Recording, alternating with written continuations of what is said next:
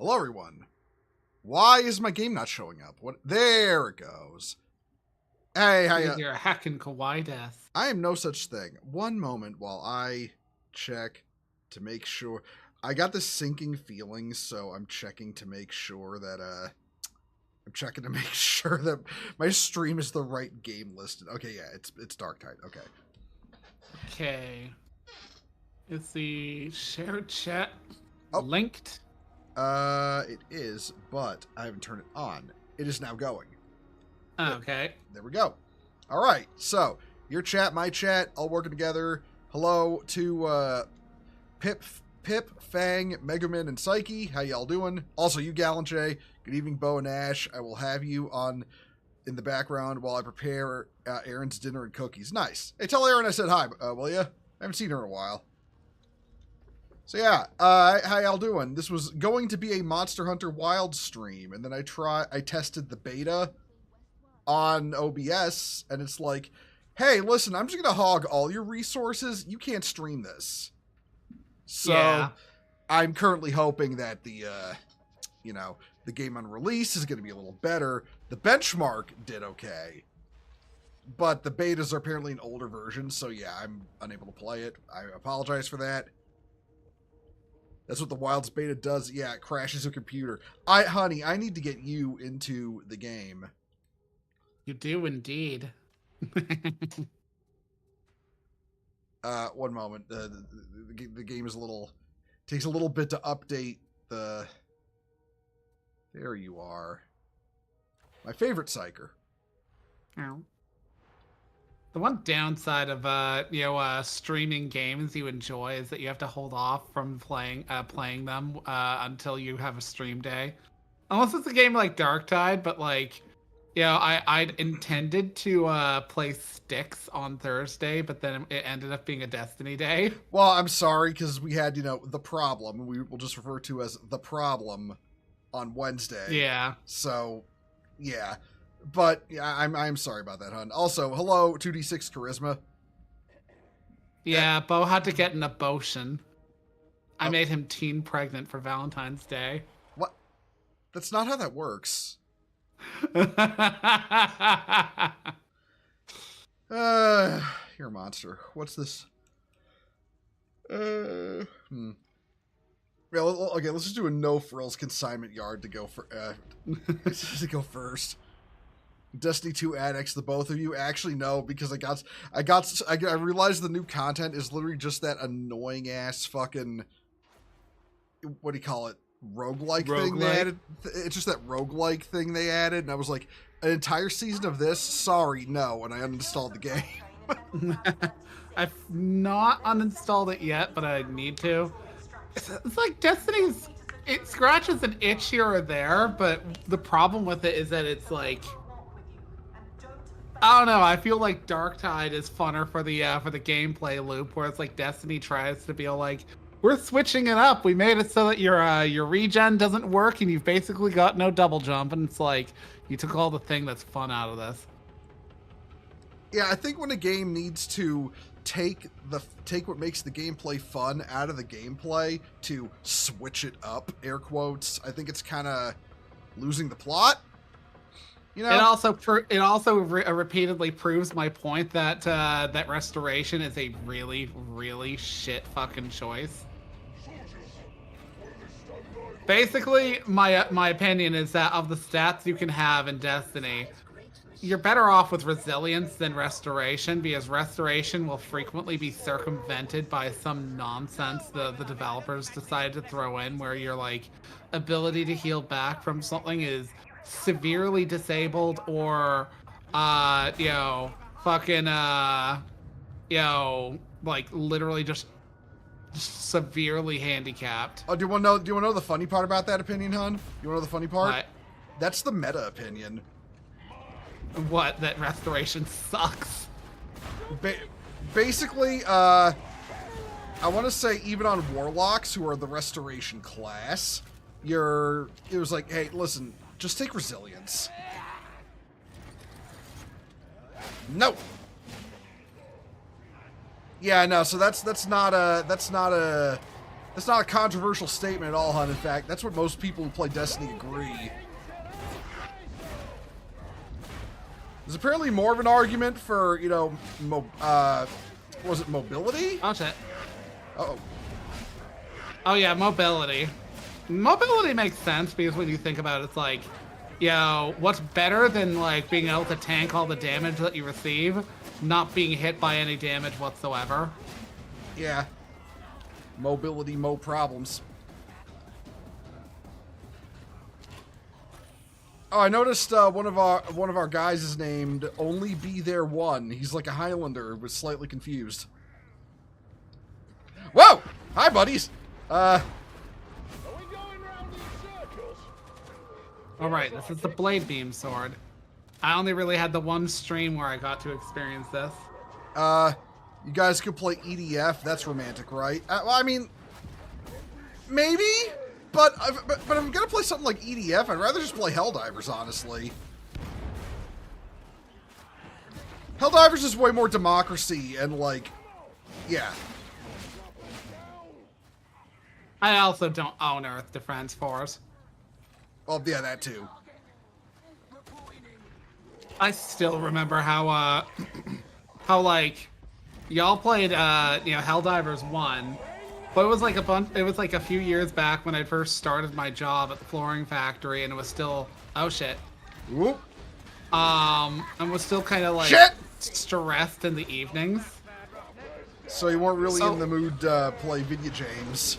Yeah, I thought I was playing, of all things, you know, Valhalla, which, you know, not the best choice for things, I admit, you know, because Valhalla was fairly mid. And then broke on me because it wouldn't let me romance the one actually attractive dude in my little like village. But like, I remember you telling, like, I remember y'all were like playing the hell out of that, and then like, out of nowhere, you just stopped, and then like, around the time fucking, Helldivers 2 came out, y'all mentioned, like, I was like, y'all seemed to really enjoy that game. Why did you just stop? And then y'all told me it was because, like, this one guy you were playing with was such a sweat swamper about, like, stealthing and shit. Oh, no, listen, the guy, literally, the guy was like, we get into one fight, he's like, you're not being optimal, you're not being optimal. You know, it's like, I don't give a shit, I'm trying to kill things in the name of democracy here. What's the point of, you know, killing things in the name of democracy if you talk all this shit about optimization? I legitimately hate sweat swampers.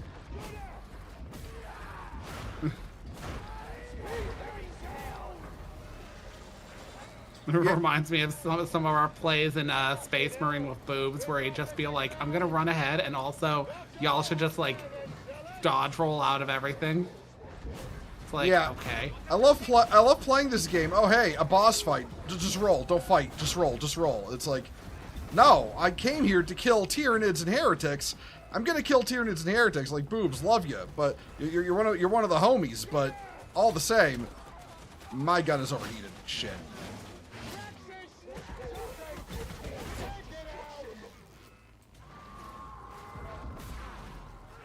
What's the? Oh, that's okay. That's the cooldown button.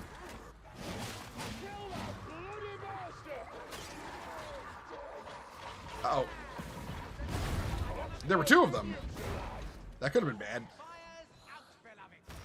Oh, I took such mad damage from that. I'm taking one of these pips.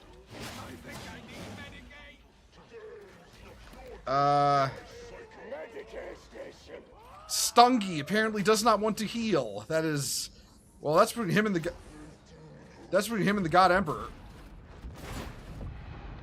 Ooh. That's my fault.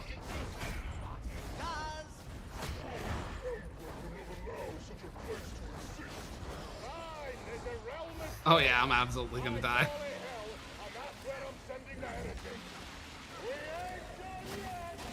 Nope, no, we got this. We got this. We're gonna save you, hun. We're gonna save you. We're gonna save you. You're not dying on Valentine's Day on my watch. Yeah, get fucked. Oh, hon. Okay, that's out of the way. I'm healing myself again. popped the sniper too. Medicaid station. Shame Assassin's Creed is gonna kill Ubisoft. Yeah, totally. Okay, you know what? If Stunky ain't gonna take that fucking heal, that last heal, I will. Might as well not go to waste, you know? Yeah. Oh, hold on. Cover for me, okay? Yeah, I see the abominable intelligence that I got don't it. know how I don't know what to do with OBS and how to like relog in on Twitch because like It's supposed to prompt you. it doesn't. It does. I don't know what to tell you then. Beyond Good and Evil 2 would have been ass too. Yeah, listen, Jay. All I remember is that original trailer where the one guy says "fucking" approximately 20 times in one sentence, and I knew, okay, yeah, this is the new ultimate cringe game, because they're just constantly putting swear words in there to look mature rather than doing good writing. They were trying to build hype for a game they're never going to release. Okay. How fucking long ago was Beyond Good and Evil 2 first previewed? I swear it was announced around the same time as Skull and Bones. So so almost a decade at this point. Yeah, there's about. Not ammo. All we wanted was Assassin's Creed 4. That would have been nice, yeah. This is Hadron. Data stream. Acceptable quality.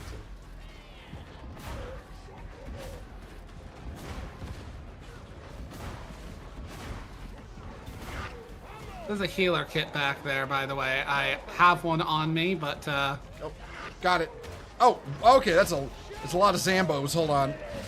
okay, I've got a cleaving weapon.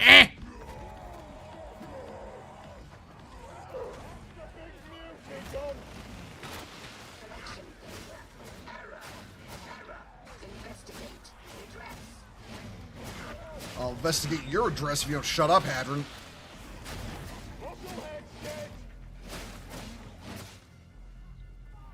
Like, don't get me wrong, I can live with a game having a lengthy development period so long as they don't like leave you on like, on read for like the better part of a decade, because at that point just embrace vaporware and move on. The fucking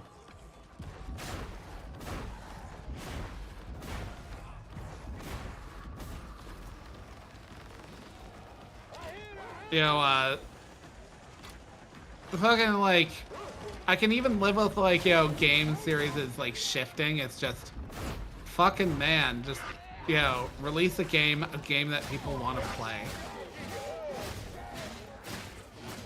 It's like, I didn't even... When was the last time they even... Oh, I'm upstairs fixing it, by the way. When was the last time they've even mentioned Beyond Good and Evil 2? That's a good fucking question. Yeah, I need backup back here. Oh, sorry, I didn't realize you were getting attacked. Yeah, they apparently they spawn enemies in up here now, so it's no longer a little hidey hole you can just hide in. Head pats. It's okay. You didn't know. Fuck, I didn't know until it started happening just now. So yeah. All right.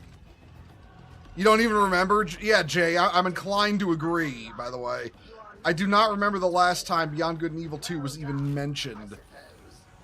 It reminds me of that one game that that was announced for like some Chinese company as a PlayStation exclusive, Project Awakening, where it like shows this like chonky dude like that's up my alley, getting into like a sword fight with a dragon, and it's like all very like realistic looking and could have been awesome, and like every fucking like Watch Mojo or whatever list that's a like games to look out for in 2025, 2024, 2023, 2022.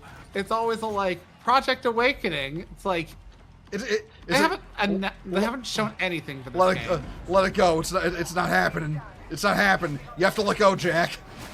It's like that fucking meme where like, the big chinned dude puts his hand on the other guy's shoulder and just like looking at him like fucking Buzz Lightyear or Crump from The Emperor's New Groove, and just be like, need to be real with you, Sheep. Yeah, hold on. I'm on a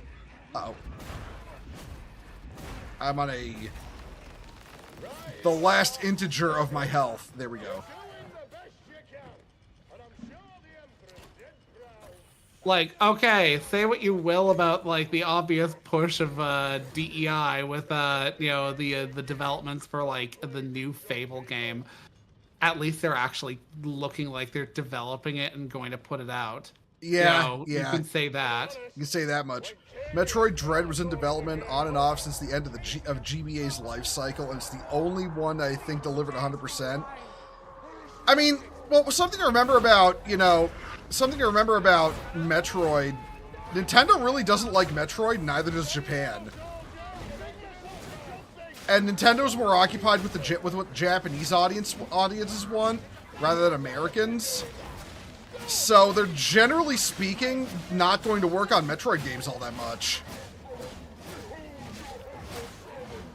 Like the only way America really sinks its teeth, like American bullshit really sinks its way into Nintendo games, is through localization. That reminds me on fucking on like Reddit, because I do go on Reddit, but I wouldn't really classify myself as a Redditor. I'm not like them. I'm just kidding. You just, honey, I know for a fact you just go there for the juicy am I the asshole drama.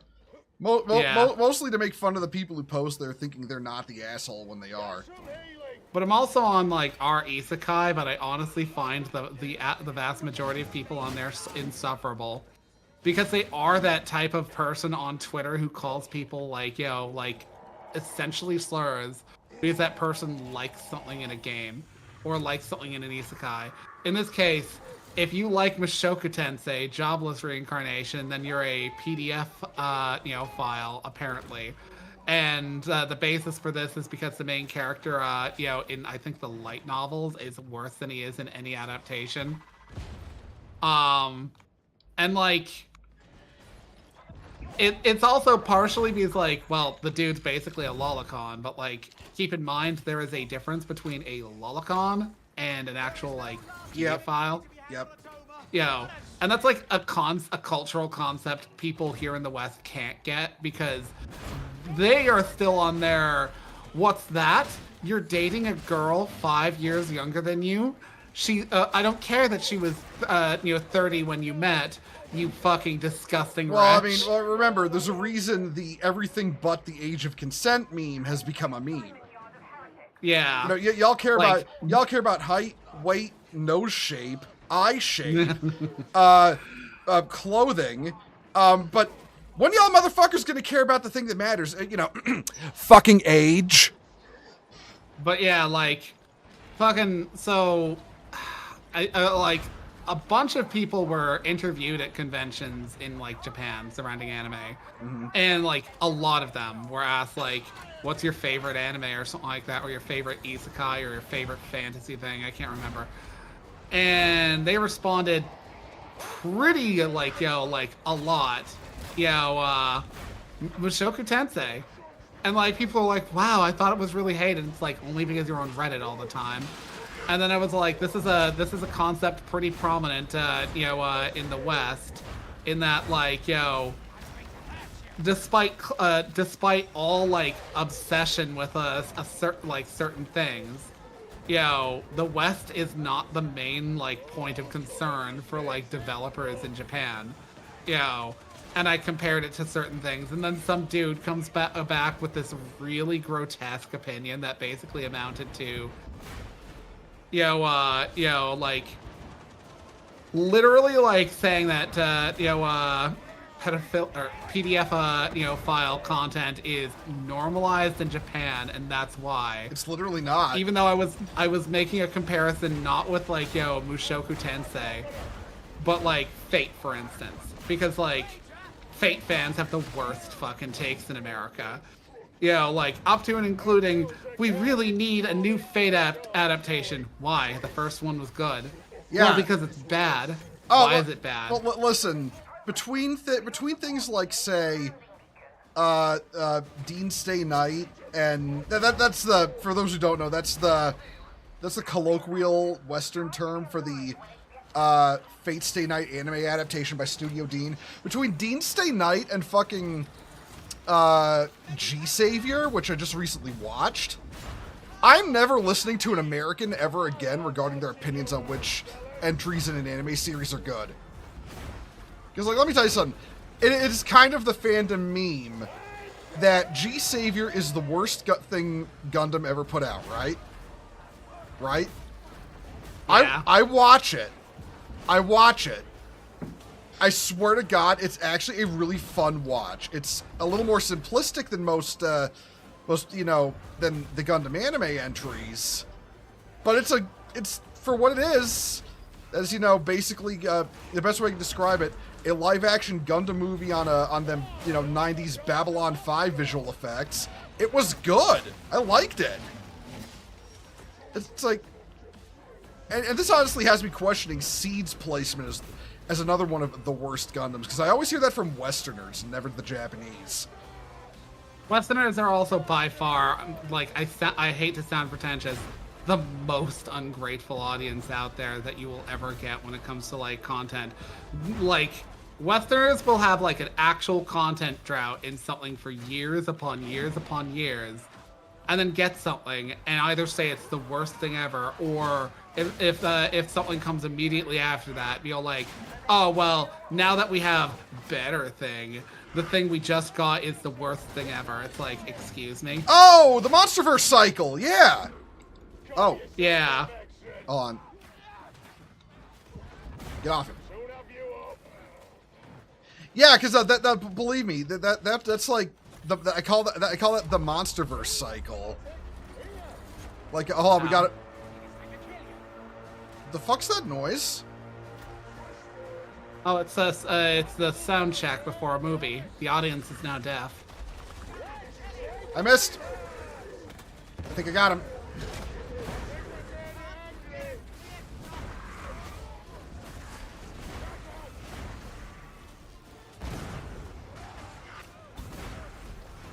I die for the Emperor!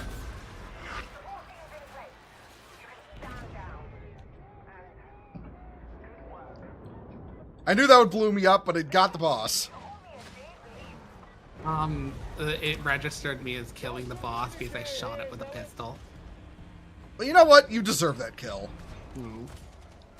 Because I love you. But yeah, I'm getting really sick of that, because it's like, Oh, no, hold on. I'm not, 2D6. I'm not talking about G Gundam. I'm talking about G Savior. It was a live action Gundam movie that was a joint production between Sunrise and some Canadian television group. So yeah, it's one of the rare examples of Canadian cinema. Love you, honey. Love you too. Yeah, but no, it's like I've seen all these videos about how fucking bad it's supposed to be, and then I actually watch it. I'm like, okay, no, this is.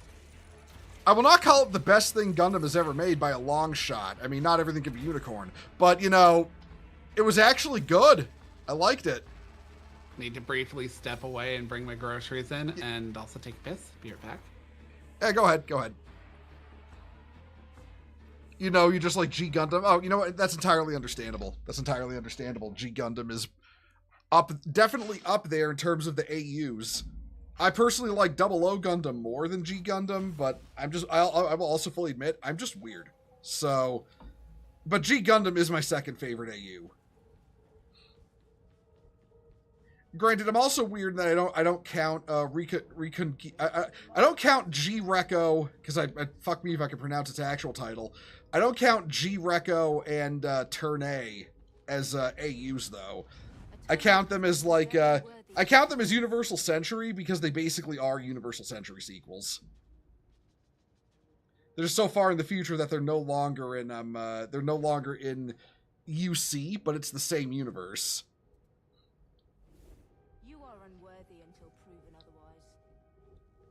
Only good thing Canada did was reboot. I'll listen. I'll always remember when reboot, it was when they stopped having to go by by Western. When they stopped having to go by Western censorship laws on American television, and one of the first things they did was give Dot 2 boobs finally, because they were forced to design her with a mono boob because having two boobs apparently upset the censors. American censorship laws are weird, which is also funny because we're supposed to have freedom of speech, but what do I know? I'm just an American.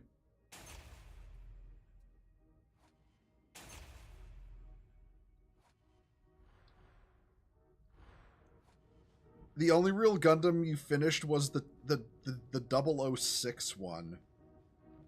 What's the 006 one? I've never heard of that one, Blade Charge. Stardust Memory is one of your favorites. Stardust Memory is in my top. Stardust Memory is in my top 3. My top 3 is my unironic top 3 Gundams are from 1 to 3: Unicorn, 0083, and F91. Have as much violence and gore as you want, but show boob into the dungeon with you. Yeah, exactly. Americans are. The American dichotomy of opinion on sex and violence is so fucking warped. I don't even know what to really comment on it anymore, other than the fact that it is so unbelievably warped. Oh, 06. Okay, which the fuck Gundam came out in 2006? I don't even remember. Huh. I'll have to look that up later.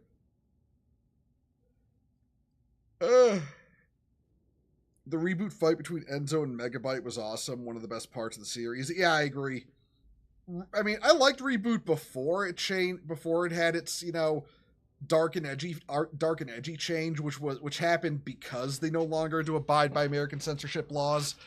But well, it's one of the, it's one of the few series I will say that had a dark and edgy mood shift and actually stayed good. A lot of shows tend to get lost in the sauce when trying to make themselves darker and edgier. It becomes more about being dark and edgy than just, like, say, using it as a storytelling tool.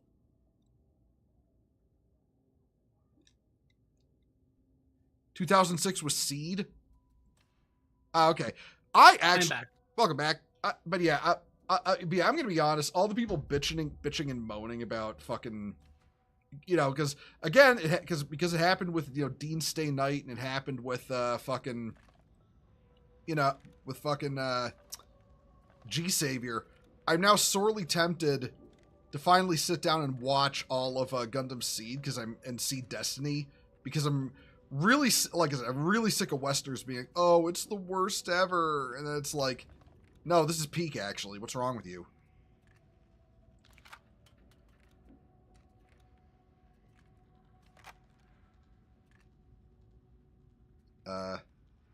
Wait, no, that's a lasgun vector. I don't want that. Thompson drum? No.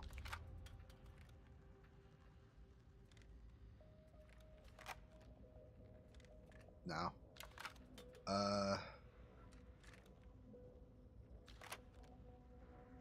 No.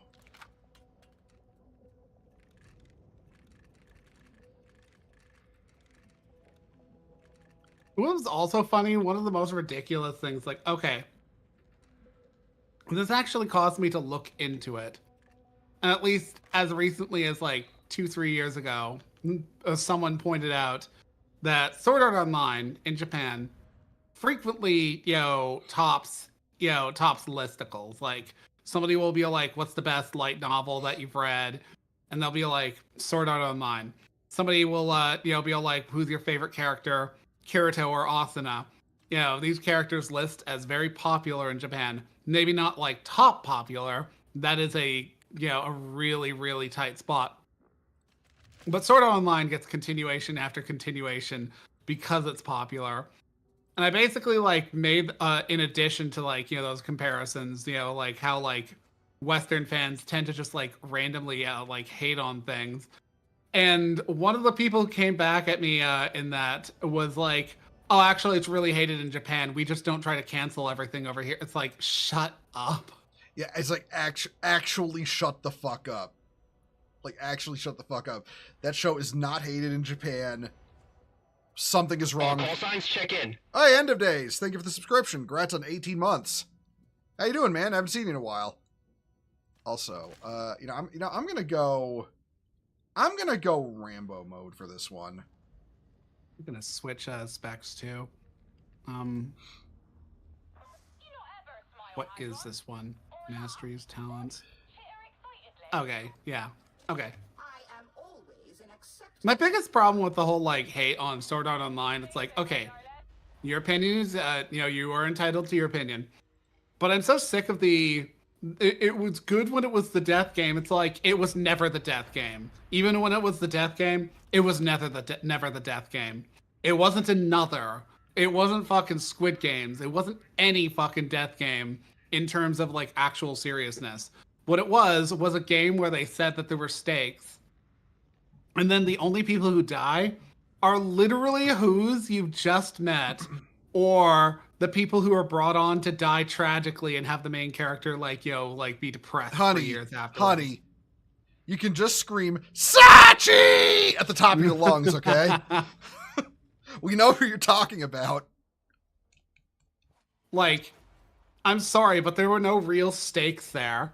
So it's like if that's where the story was good, you were looking for a different story, and being pouty because it exited that and then had like a different thing is like entirely on you. You know what?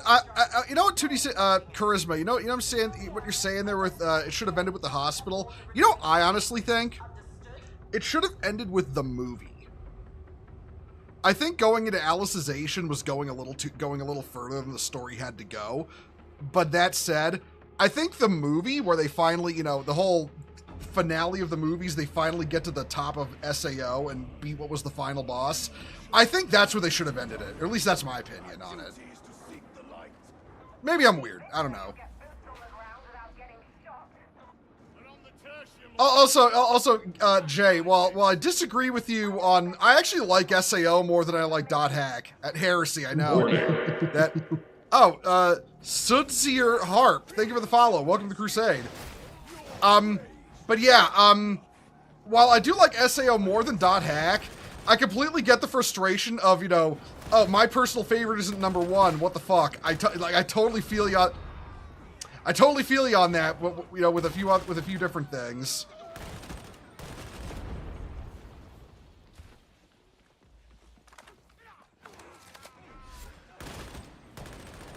Won't lie. While I enjoyed Alfheim, one of my favorite arcs is GGO. I think a lot of even if the. Hmm? I've seen a lot of people say that the GGO arc isn't very they don't like it. I really don't. Honestly, I think GGO handles a lot of the themes brought on by season 1 better than season 2 does. The GGO arc. Oh, okay. Alfheim Online was the same arc as season 1. Yeah. No, really. That's kind of the thing is that people are like, oh, when it left the death game, it was in the death game less than half the first season.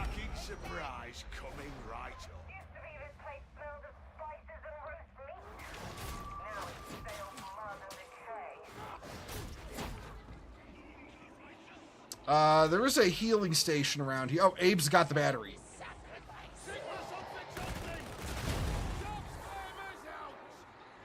Hey, how you doing?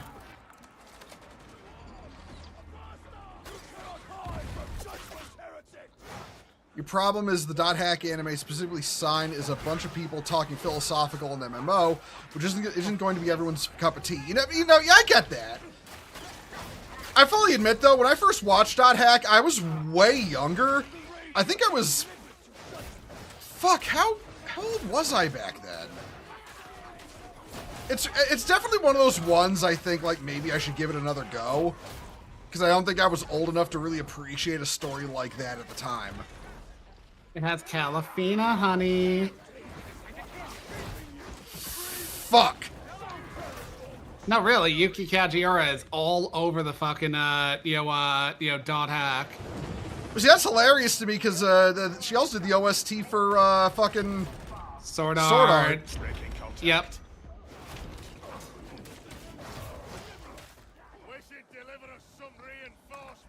I remember watching bits of the localization, but I didn't really watch it in the original sub. It's one of those series that you are screwing yourself over if you're not watching it consistently, because you'll have like whole ass irrelevant arcs of the character, like, you know, navel gazing their way through, you know, being in a video game, completely lost.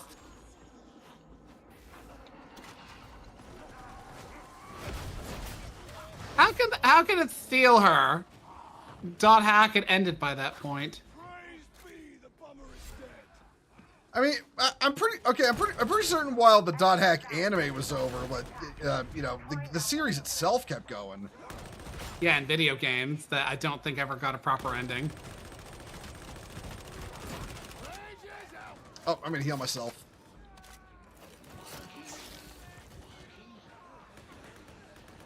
So I think they got more of an ending than the fucking Xenosaga series. Rip. Man.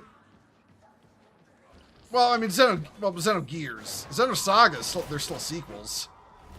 That said, I'm sorry, I'm thinking of Xenoblade. My bad. I'm dumb. Yeah, Xenoblade is, okay, so, like, Xenosaga is a spiritual, like, continuation / prequel of Xenogears, because the developers were a breakaway group from Square. They did not have the rights to officially say that it was Xenogears related, even though it literally shows, like, Abel at one point playing with blocks. Well, I mean, can you really blame him, though? Because, I mean, like, sniper! No! Okay. But can you really blame him, though? Because Square literally stole their development money to make Final Fantasy VIII. Yeah. But then, like, Xenoblades is actually, like, I think more purely spiritual successor, because, like, it has no real connection to it. So, like, but I want to say it plays into that whole, like, you know, similar ideas of, like, you know, like, centuries worth of precursors, you know, hidden mysteries and conspiracies, you know, that have been like thousands of years in the making. I don't know. I haven't played. Apparently, it was going to be a 7-game series, but Jay says it was going to be a 7-game series, but the second one was so bad they had to stop early. That just sucks.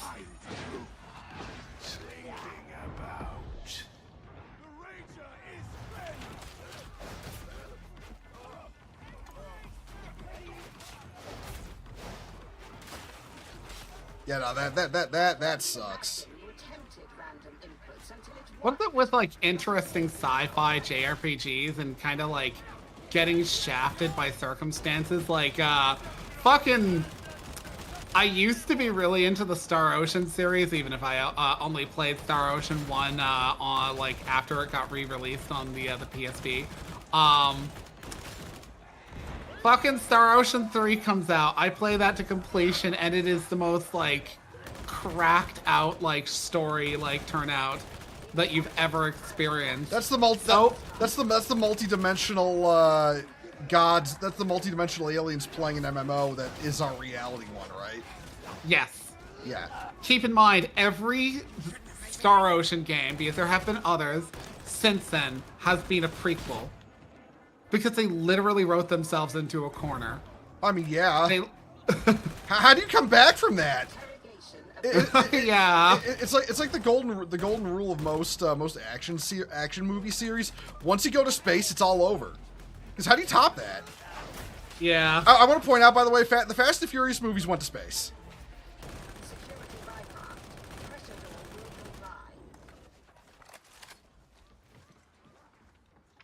The Xeno games are all canon in regards to existing in the same multiverse. Well, at least it's a multiverse. That means they can get away with, some funky shit every now and then. I actually appreciate when developers are willing to do that, as opposed to just saying, "Oh, it's Legends." It's all part of a canon. It's like, no, you're just saying that it's like shit that people made up around a campfire.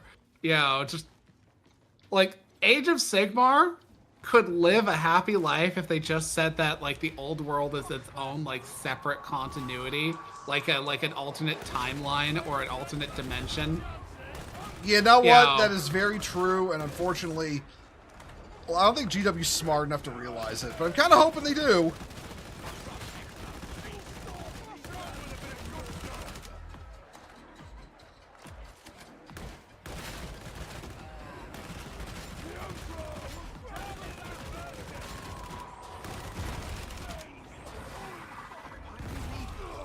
He loves eating those bombers on the mouth. Oh, Abe's in trouble. Yeah, I'm already in his moving in his direction.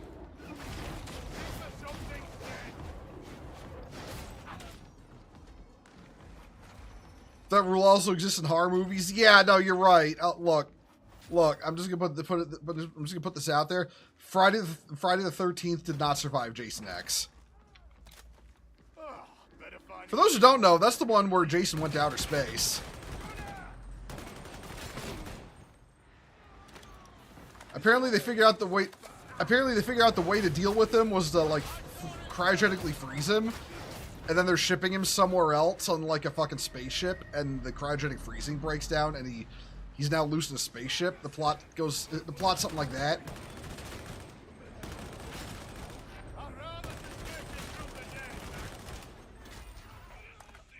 But yeah, like... Oh, go ahead.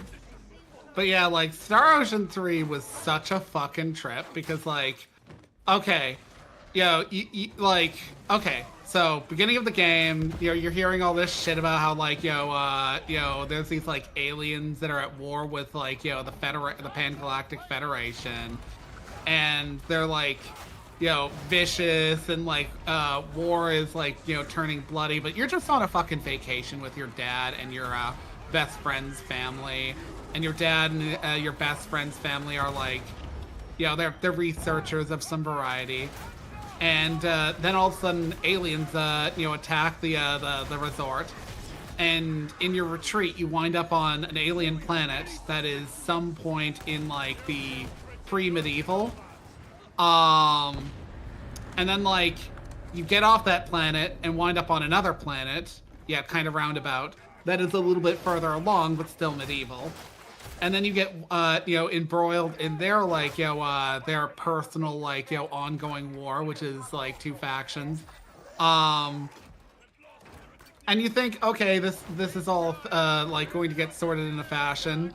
The aliens attack, and before you ever like really explore the world in any real totality, there's like a whole like neutral area of the world that you never get to see, but they heavily emphasize it. And then fucking like when you're like helping your friends after like they got attacked by the aliens who are like at war with the Pan-Galactic Federation, you find out that they're now being attacked by some sort of weird things that are floating around being like, the gods have decreed your end. You've committed heresy. And they like kind of look like robots. And then like, you wind up like going through some rigmarole only to find out that they're just like the fucking like protocol, like an erasure protocol from like fourth dimensional beings, who, because they lack any motive force in their life to do anything unless told to do a thing, literally, if there is not a rule to, like, do things, they will not do it. When you show up, one dude who's, like, an odd man out in this regard gets narked on by his mother because, quite literally, there was no rule allowing outsiders to be, present in in her household. Not a rule she gave, a rule somebody else gave.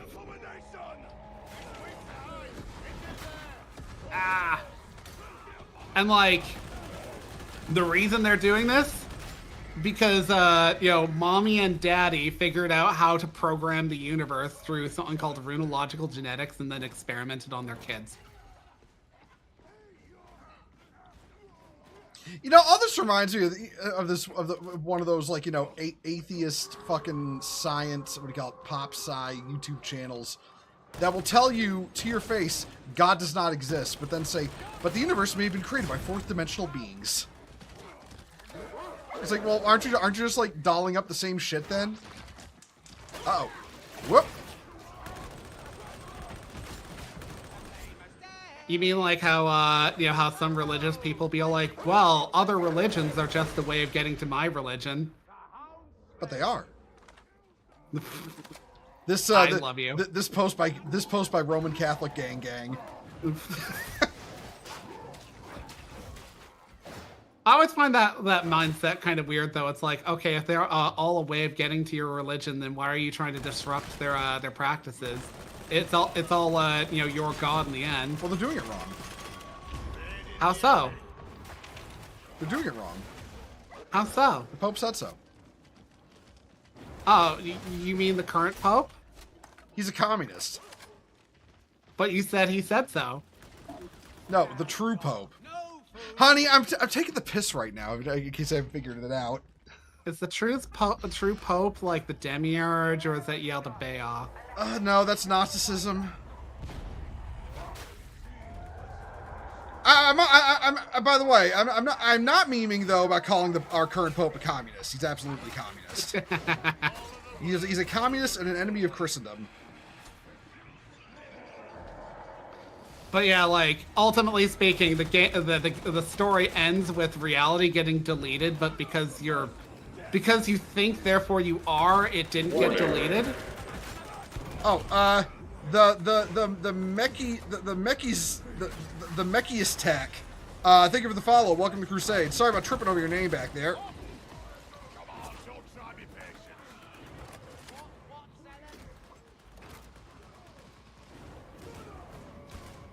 Just call you Tech. Hey, Tech, how you doing? Though, fucking, Mass Effect 3's original ending may have been like speculation for years to come, but like it was just as bad as the ending for like Star Ocean 3, because like literally they answer fucking nothing. You just wake up in a field somewhere as in nothing is answered. Keep in mind, there is an implied holocaust going on that includes whole planets during the period that you are dealing with fourth dimension beings. One of which is implicitly Earth. Well, look. Like Oh, okay, I'm sorry. Sorry, I was going to talk about Mass Effect there for a minute. Specifically the ending of Mass Effect 3. Because it's not the original ending of Mass Effect 3. It's the one they did. It's the one they replaced the original with. Because fun fact, the original reason the Reapers were a thing in Mass Effect, so basically what happened. Energy. So basically what happened with Mass Effect 3 was the entire ending leaked on 4chan. So they basically rewrote the entirety of why the Reapers existed at the 11th hour. In the original ending of Mass Effect, the reason the Reapers existed was because the use of Mass Effect technology, or the use of Element Zero, builds up dark energy in suns and accelerates heat death. The final choice in the game would have been to either join the Reapers and allow the harvesting of humanity to happen, so that there could be maybe discover a way to stop the heat death acceleration down the line. The other ending would be though to resist the Reapers and figure fuck you, we're gonna do the Gurren Lagann solution and figure it out ourselves, and fuck you for trying to say we can't. That was the original ending of Mass Effect 3. But then the ending leaked, and they were like, you know what? Delete all that. It's AIs that were created. It's AIs trying to wipe out, organic life, because they're afraid AIs will wipe out organic life if nothing is done. They're all in this cart. We don't even need to open that one. Oh. You know what, honey? I liked Final Fantasy 15 when it was 13 verses. Okay, how about you play hide and go fuck yourself? What's that? You don't like me using literally the same argument you just used? Well, here's the problem though. When people bring up Versus 13 in comparison to 15, Versus 13 was never a game. Versus 13 was never a game. It was a bunch of bullshots and cutscenes meant to sell PlayStation 3s to people, but it was never a complete game. Same with any of the versions before the 15 we actually got. Mass Effect 3 was basically complete when they rewrote the ending. That's the difference there. I know you said that just to bother me, by the way. Okay, but if it was basically complete, then they would have had to completely restructure the ending. When they rewrote it. The believe it or not, apparently a lot of the dark matter stuff is still in the game files. I mean, it is, but it was probably not as 11th hour as you think. It's 11th hour insofar as like, we've got this game where it's almost finished, and then basically in the writing state, like writing and early coding stages.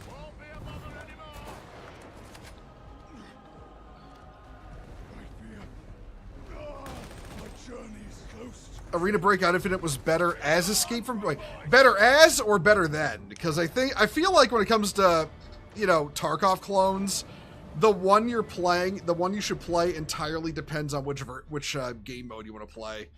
Like if you want to play PvP, you play Arena Breakout. If you want to play PvE, you play Tarkov. Or at least that's my completely unhumble, always right opinion.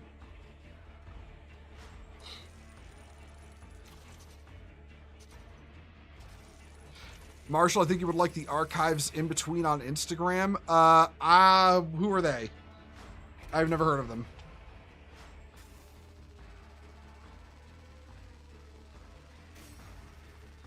And listen, I'm incredibly humble. That's why I know I'm always right. I love you, Ryan. I love you too.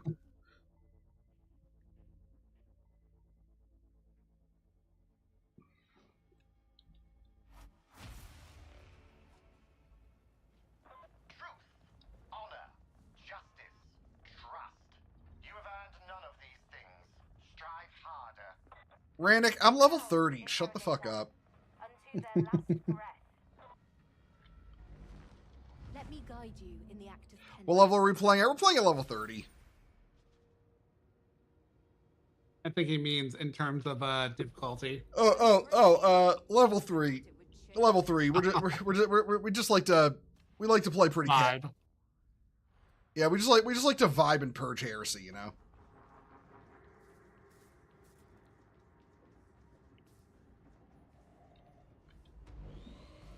Hadron Buell, like from mistakes into dreams. From mistakes into miracles. Christ. What even the fuck was that? That fucking meme. And that was Shadow the Hedgehog pregnant with Shrek's baby.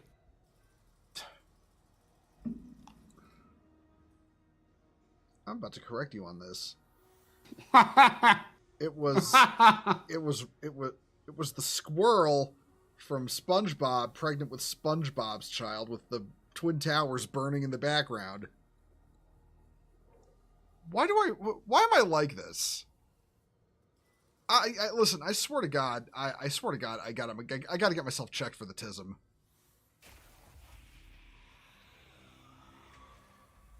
Because no normal person reacts to somebody getting that wrong with correcting people. They're just like, okay, it's weird, but that's okay.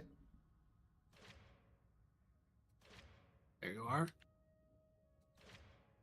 What I do? Check the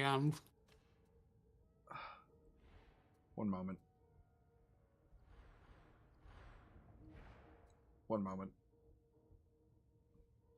Oh, DMs in okay.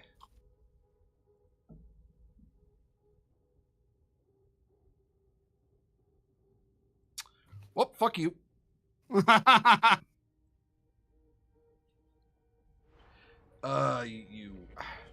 swear to God, you can't deceive. Why don't you show that on screen?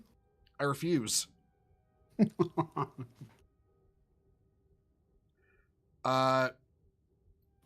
can't wait to see what they do for Beastmen in the old world. Well, definitely better than what they did for them in Age of Sigmar.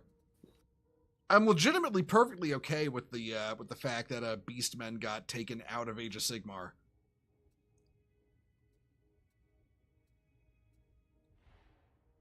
Seriously, like, I'm of the mindset that, okay, if your story focuses on multiverses, you're doomed to have problems because, like, there is an inherent logic like path that follows with like multiverses and timelines. But like at the same time, if you're just couching your settings into a multiverse, that's a completely different thing. And that excuses a little bit of like, bleed over, like characters that are like just sort of constants of the universe, or literally divinities being like, yeah, I decided to pop in and run a noodle stand to give you like esoteric wisdom at a moment of difficulty just because I was bored. But it also allows you to cultivate like similar themes in different ways.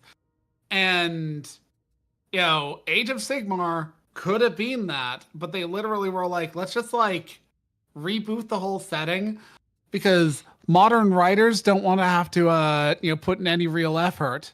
And we'll just say it's for a modern audience. Well, remember, canon, the concept of canon is literally oppression. Literally oppression.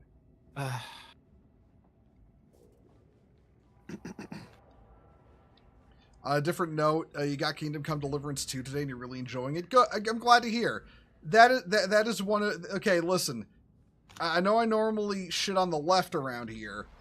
That game is the woke rights fucking Hogwarts Legacy moment. They've been trying so hard to get it taken down. Like to the point where it was this low intensity shock troop gauntlet. You okay with that? Yeah. They've been trying so hard to like get people to hate it, up to and including lying about there being like, pedophilic content in it to try to get it taken off Steam. Like it's actually embarrassing to watch.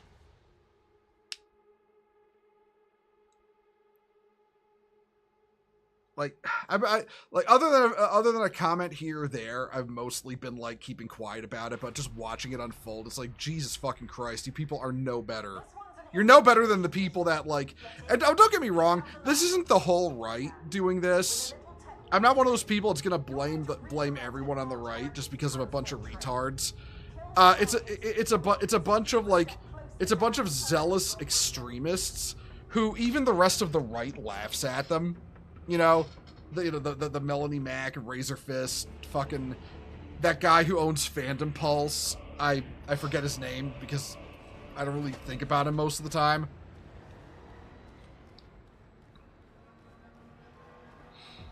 Yes, beloved, there are a lot of soldiers.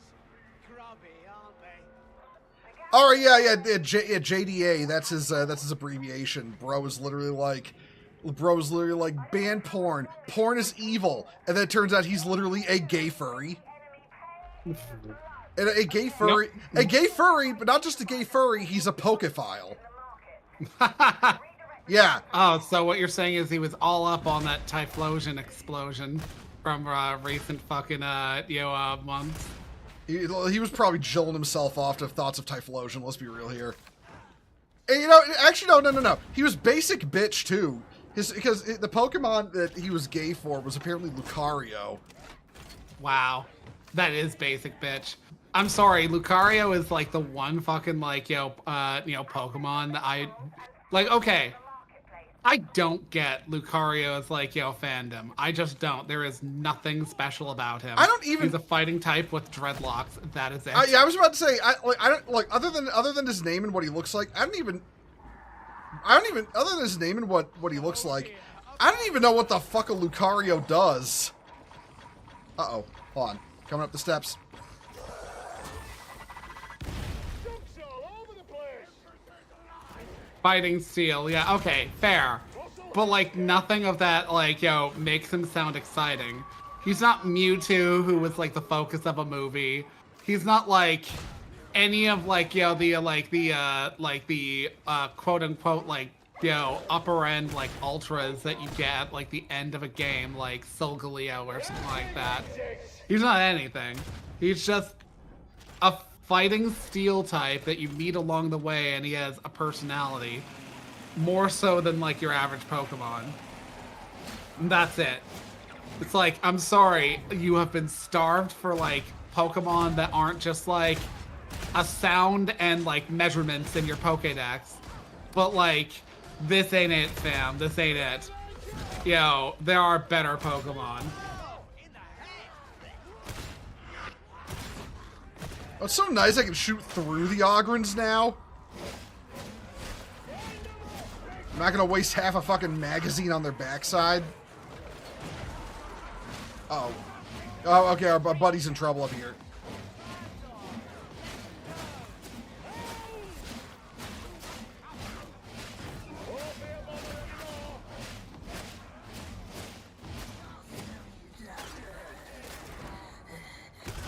No. Like, it'd honestly be like, I'm just gonna be honest with you, Chief.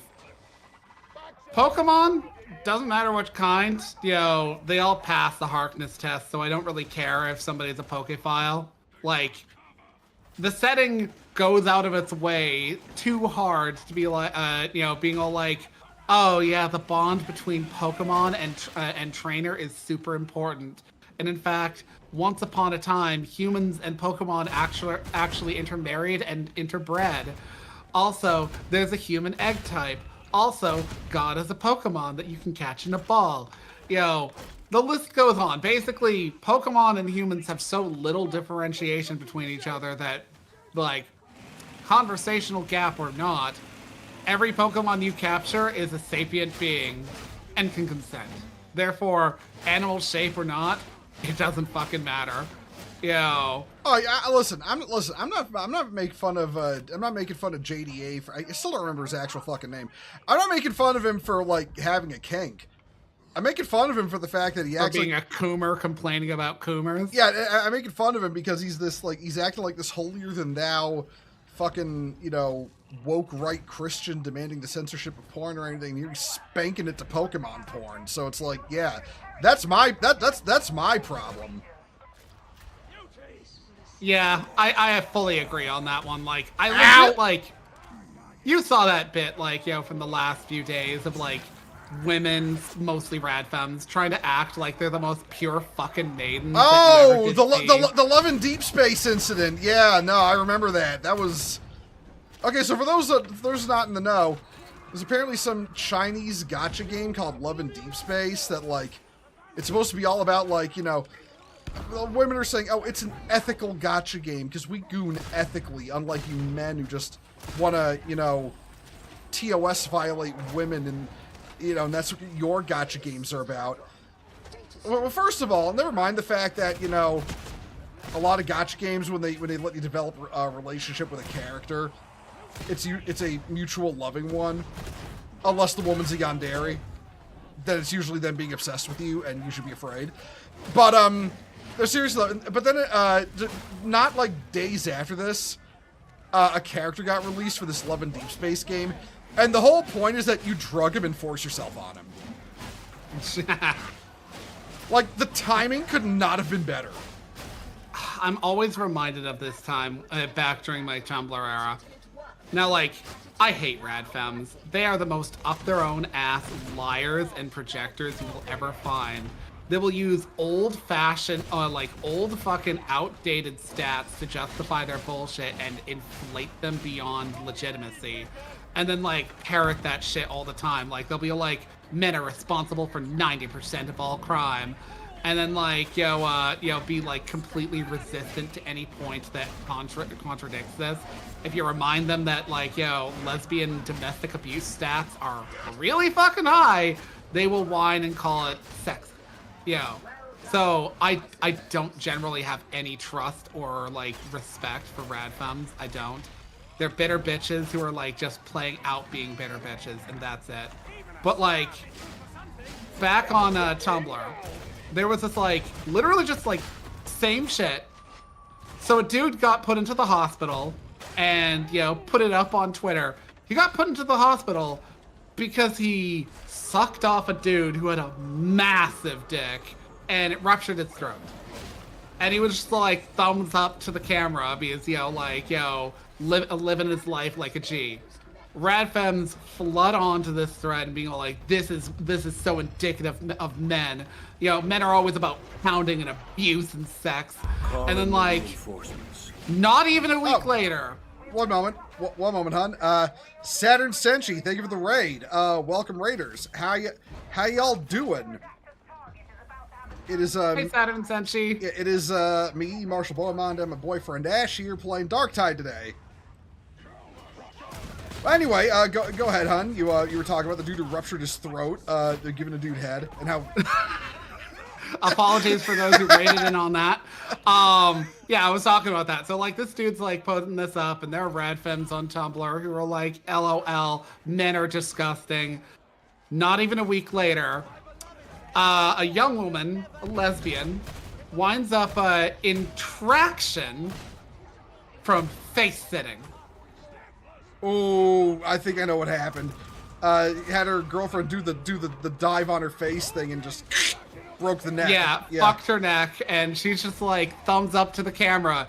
Exact same energy. You know what? I respect it. You know, I would call myself sex positive. I respect it. Own your sexuality. You know, don't be crude about it necessarily in public, but don't act like you don't have a sexuality. And fucking, like, this is a thing that I don't like about, like, you know, rad femmes and just, like, women in this current topic is they will act like they have no sex drive. They will act like Mormons who are into soaking.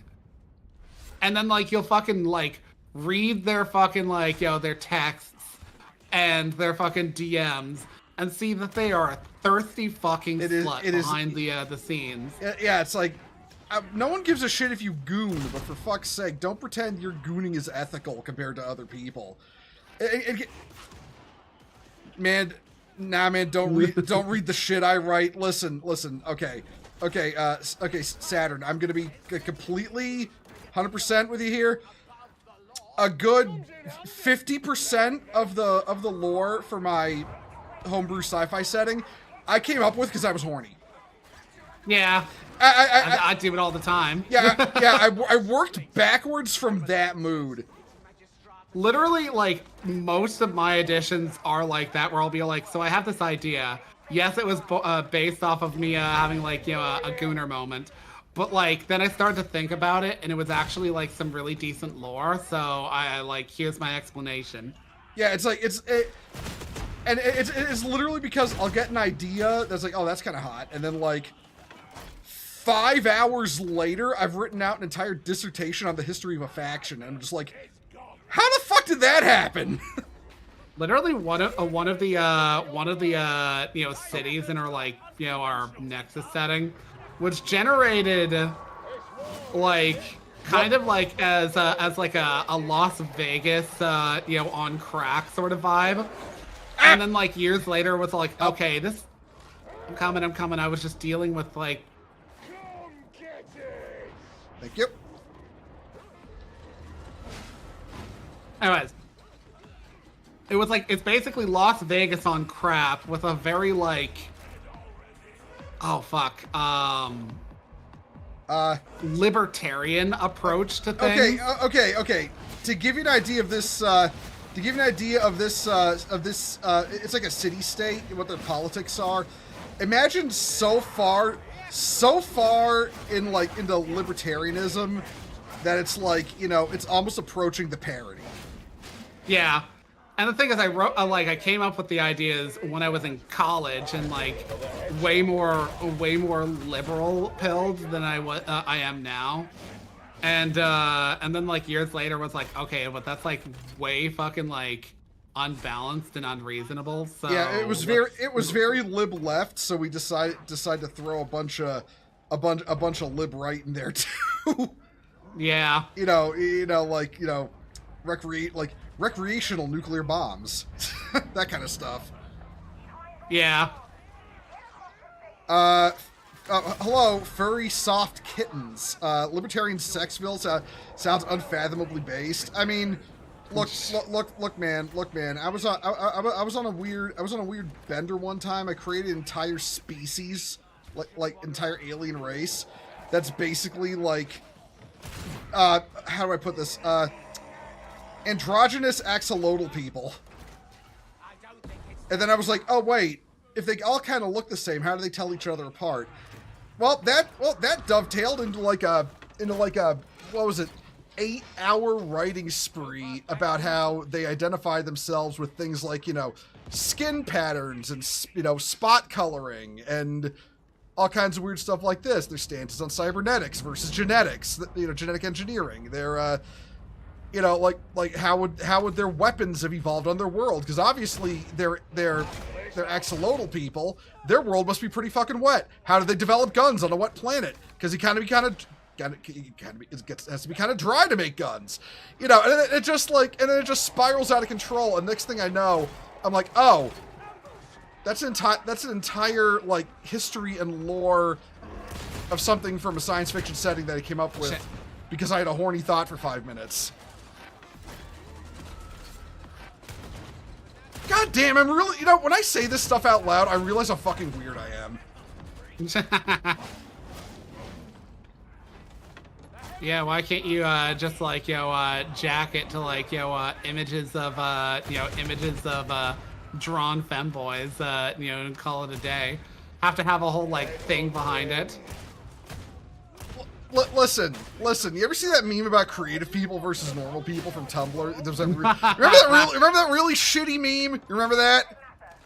Like shows like the normal person like watching a turkey cook in the oven, watching a creative person cook a turkey in the oven, and it's like they're imagining a dragon roasting the turkey with fire breath. You are not prepared. Yeah, no, it's like that, but not stupid. I think it might be the first person I heard associate axolotls with sexiness. Well, I mean, look, first of all, never underestimate the power of a monster fucker. 2, it literally came about from the fact that I was like one of like the cornerstones of the species I thought up is like, okay, what if they could just like, what if they had that amphibian ability, just like, switch genders? You know what I mean? Yeah. Yeah. And I thought of axolotls because I thought like regular salamanders were a little too bland, and I was kind of thinking of the Avatar hair sex at the time as well. Remember that? We also already have like technically like a reptilian species in the setting. Yeah, so. the Bahamtar, also known to humans as the Draconians, literally because of space racism. Look, they fought a war. Like they fought a war together. It was very ugly. Didn't you basically make it canon that like the word draconian like literally came about as a lark based off of their practices relative to what they look like? Okay, okay, I'm gonna gush about the background setting, the background lore of my sci-fi setting here. So bear with everyone. So like in the whole background for it, the Bahamtar and humanity made first contact with each other. The Bahamtar did this by blowing up a human planet that humans weren't supposed to settle on, that the humans didn't even know they weren't supposed to settle on, because they'd never met the Bahamtar fucking ever, okay? So, this escalates into the fact that humans are fighting this enemy they can't defeat. They don't even know what they fucking look like. They just see, like, the power armor that the infantry wear, right? And eventually, they manage to capture a corpse of one, take the armor off, and look at them, and they're lizard people. They're literal goddamn lizard people. So the humans are like, we can use this to our advantage. So they decide to say that these species call themselves draconians, and they view themselves as like the marauding monsters from our myths, and they're here to destroy us. It's like it was this huge propaganda push to turn all of humanity against this species so we can get our shit together and fight back. And it's only after like the war ends and basically like a what the fuck's you call it when you sign a thing that says let's stop fighting? An armistice. It's only when it ends in an armistice that humans actually start learning about this species, like who they actually are. But the name Draconian kind of stuck. And the Bahamtar fucking hate being called Draconians because they realize it's basically a slur, that humans call them. I'm so sorry for going on that rant. That was probably so fucking boring to all of you. You're a cutie. Not when look. You may think that, but unfortunately, the simple truth is you cannot rism with the tism. Okay. And yet, I feel rizzed. So rizzed, I'm gonna slur that pussy of yours. 0 points for guessing what Saturn and you were just playing. Let the machine god's blessings be. I have no idea. What were you playing, actually? I should have asked that. I'm rude. What were you playing? Were they playing it on the Sega Saturn? Eh?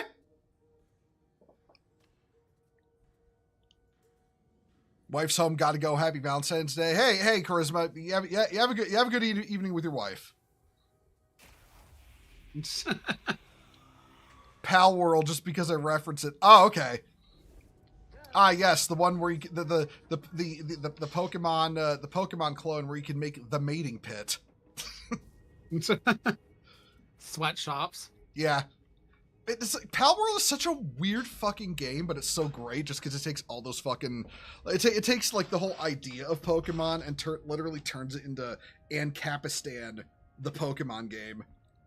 The thing about Pal World is it does with, like, you know, the idea of like, pocket monsters, you know, what, like, Pokemon refuses to do, because, like, the closest you get to dark themes is, like, the actual, like, terrorist group of the game being like... So I want to like, you know, I want to conquer all Pokemon and, you know, have no freedom of Pokemon in the world. Or I wish to reduce the, you know, the world to a utopia sans humans. Or, you know, other iterations of, you know, wanting to, like, change the world to their preference. Swear to God, man gets feelings for one Gardevoir, and that's what happens. And then there's fucking, like, Ruby and Sapphire, where there's two terrorist groups. One that wishes to, you know, destroy the land by making it rain eternally, so that there will be more, like, oceanic Pokemon or some shit. And the other that wants to, you know, create volcanic eruptions to generate more, you know, surface area. Man, Pokemon people are weird.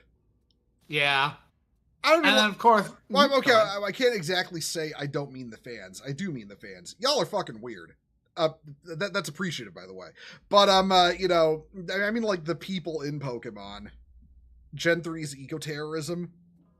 Okay, I'm about to probably blow some minds here for people who've never heard me say this. I've never played a Pokemon game. Wild, but believable. I don't know. It just never interested. Listen, okay? Listen. I was a Digimon kid. All right, okay? Like, look, I'm sorry, but Pokemon God would get a fucking fade run on him by fucking Omnimon, okay? All right, you ready to go? Yeah.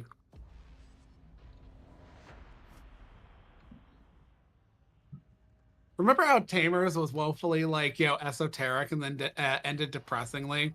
And then they implied that Tamers was going to have, like, a future where the digital world was accessible again, but then, like, the spin-offs were like, no, it's not accessible, and, you know, Takato never meets Gilmon ever again.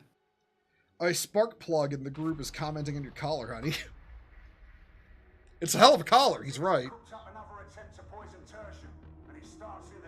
Man, you know, I think I was one of the first people, like when I saw the fucking Digimon movie.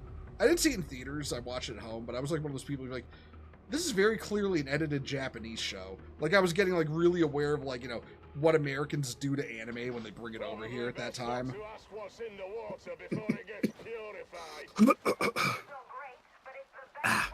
You okay? Yeah, I'm fine. I coughed on my own spit. Okay, just making sure. I want you dying on me, but especially not on Valentine's Day. That'd be weird. Okay, but, like, the more you, like, you know, make a thing out of it, the less I'm going to try and clear my throat of it. Just so you know. Yeah, fucking spit in your throat. Oh, on. Choking on my own spit, but I'm too antisocial. Furry soft kittens, thank you for the follow. Welcome to the crusade. But But that's like spit in your throat, having ass. Don't clear it out now.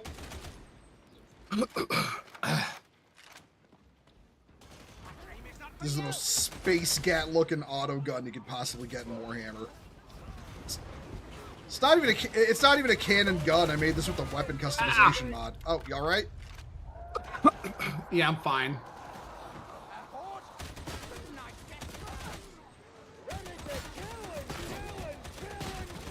I mean, Digimon was always the darker show because it was willing to be a darker show. It's literally like, it starts with an isekai where you have a whole last episode dedicated to the main character deciding that he can't die because he's convinced that they're all asleep in a digital world, and then his friend has to convince him that was just a hypothesis. Literally before he's about to like put his hand on like an electrified fence that might kill him. Holy shit! It actually is an isekai. I didn't even think of that. Oh man, I hate isekai so much. It's such a male power fantasy genre. Anyway, my favorite anime is Digimon. It's like all the people who say they hate isekai because it's too Japanese, but then they'll say, I love John Carter from Mars. My favorite Mark Twain novel is Connecticut Yankee in King Arthur's Court. There's others, but you know, you get what you're picking up what I'm putting down, right? Yeah. Isekai genre was literally invented by American authors.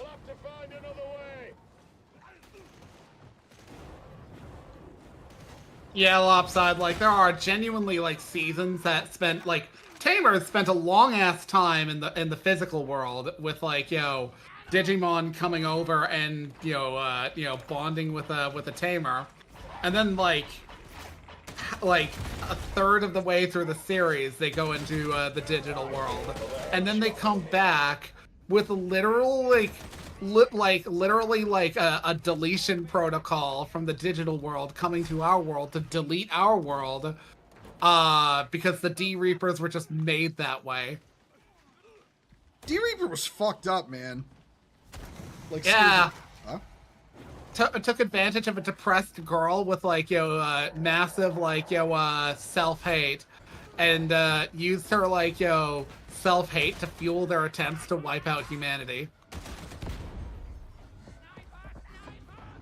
There's You knew it was going nowhere good when she bonded with Leomon. Oh yeah, I mean the Kenny of Digimon. Yeah, always dies.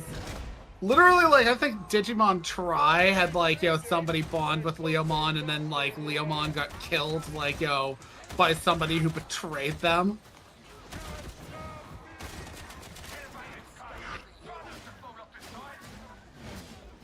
I never watched Digimon Tri, but I also didn't hear good things about it after the fact, because, like, apparently it wasn't very good as a continuation of Adventure and Adventure 2. To be fair, Adventure 2 had an ending. It did not need a continuation. Yeah, it's kind of hard to beat Adventure 2's ending, I won't lie. Not to mention the two movies. Man, they really tried to mash both of those together into one movie. And then they replaced the entire fucking soundtrack with bare naked ladies. And literally, well, honey, we're the youth of America.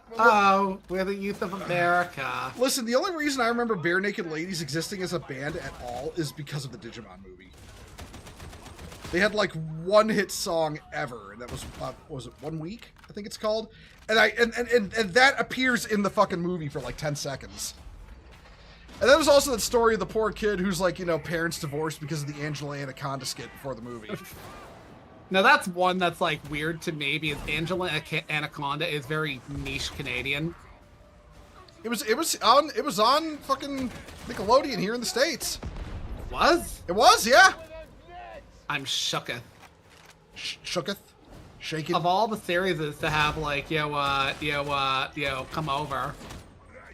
I mean, listen, everyone loves Reboot over here, and that's Canadian. Didn't it start as American? I've always found that one wild. I want to say it was like, it was being made under like, I don't really actually. No, wait, right? Yeah, I think Mainframe moved to Canada, and that's when they had like lower. We were talking about this earlier. That's when they had lower, lower restrictions on what they were allowed to depict. And the first thing they did was give Dot 2 actual boobs instead of a mono boob.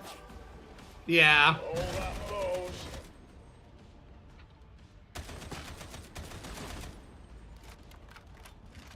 Man, as like a child of the 90s, I loved Reboot, and I wish it actually had a fucking ending. They like have like teased the idea several times of having a proper ending, only for it to be a nothing burger. Like they did a fucking comic on their website for like years ago, and that ultimately amounted to basically nothing because the comic proceeded to be a cliffhanger. I swear they're doing it on purpose. I despise when people do that. Like fucking, what was it? What was that one game? Like they had like a continuation of it a few years back, like 10 years after the previous one, and it was supposed to like resolve the story, but it really was just self-indulgently going around carrying books and shit like that. The martial arts one that was like on the fuck, the Dreamcast one, right? Yeah. Shenmue. Yeah, Shenmue. It was supposed to have an ending, but like they were like, oh yeah, we'll just not have an ending. Well, I mean, Shenmue 3 was supposed to be the last one, and then they got that fucking crowdfunded, and then they're just like, you know what? All of a sudden, Shenmue 4, actually, no, something like Shenmue 6 will be the ending. And then Shenmue 3 fucking bombed because it was awful. Yeah, it's like way to waste your fanfare. Have I ever watched Digimon Ghost Game? No, I have not. I haven't watched it. Like, okay, I think the only Digimon past tamers that I watched to any real degree was Boss. The one where they didn't really have like companion Digimon, but rather they like they Sentai'd up Digimon statues. It had a really banger like Americanized like intro, even if look, god damn it, look. People be hating on Americanized intros, but sometimes they just slap more than the original. I'm sorry.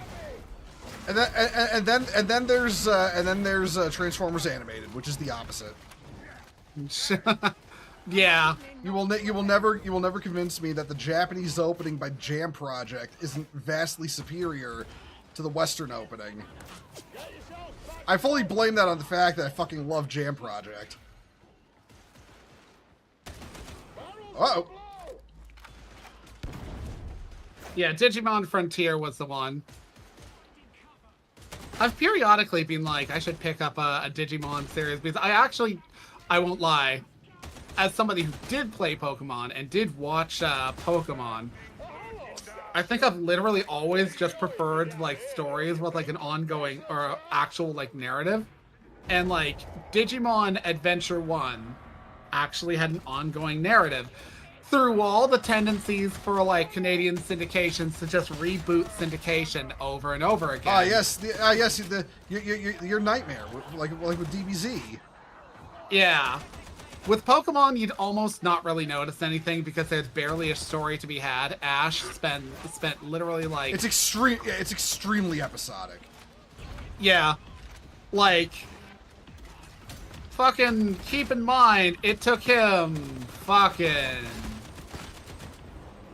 29 years to get like an official win at a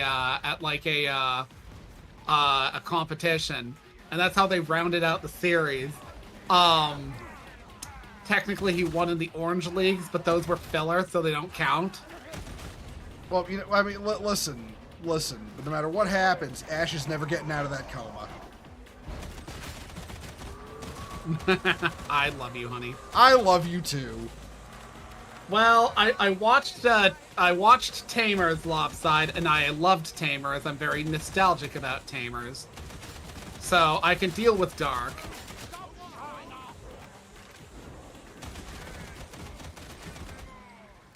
Yes, EA. That's what Frontier was. I think it's time to kill you. You know, basically they technically like the whole like Digimon like merge with human thing isn't new and wasn't new with Tamers. Yeah, but with Frontier, But- it was the whole point. One of the two. Yeah.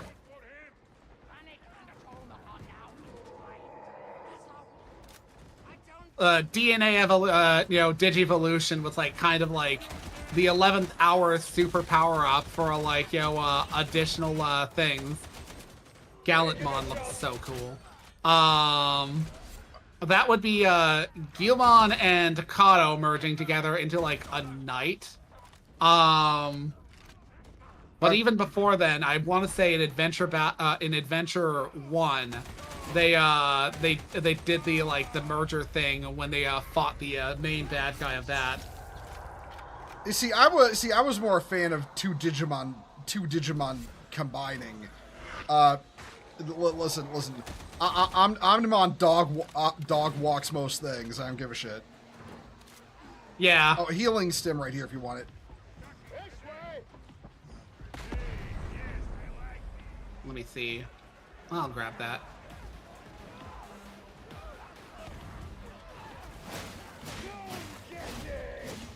That said, though, Tamers is responsible for afflicting one thing upon the world that should not be forgiven for. Ever. Oh, Renamon. Renamon. I still can't remember if like Renamon was male and female in the English version, or if it was like male in the German version and female everywhere else. Fuck, who knows and who cares? Let's be honest. If Renamon was male, you'd be into that. I mean, yeah, that's besides the point. Slut. I'm literally, listen, I am physically incapable of being a slut. Marshall Bottomon, incapable of being a slut. It's literally because I'm not a bottom. You have to be a bottom to be a slut. And yet your name is Marshall Bottomon. No, that's what you call me to get on my nerves, and it works.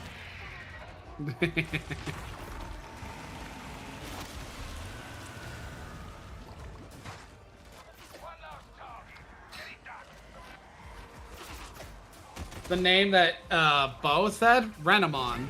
Renamon.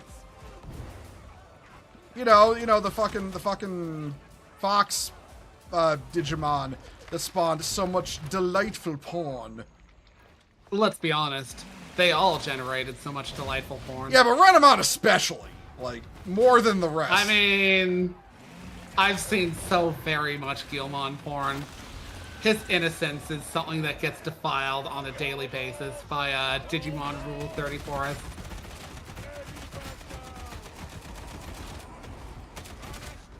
All right, we gotta hit the button. Hold on. Literally, I see more of him like in his like standard form than any of his evolutions too. Yeah, y'all motherfuckers need Jesus. I say needing Jesus. And a lot of the porn surrounding him involves convincing him to basically like be into sex like a fucking dog licking peanut butter. Okay, that's enough. That's enough. That's enough. That's enough. Christ.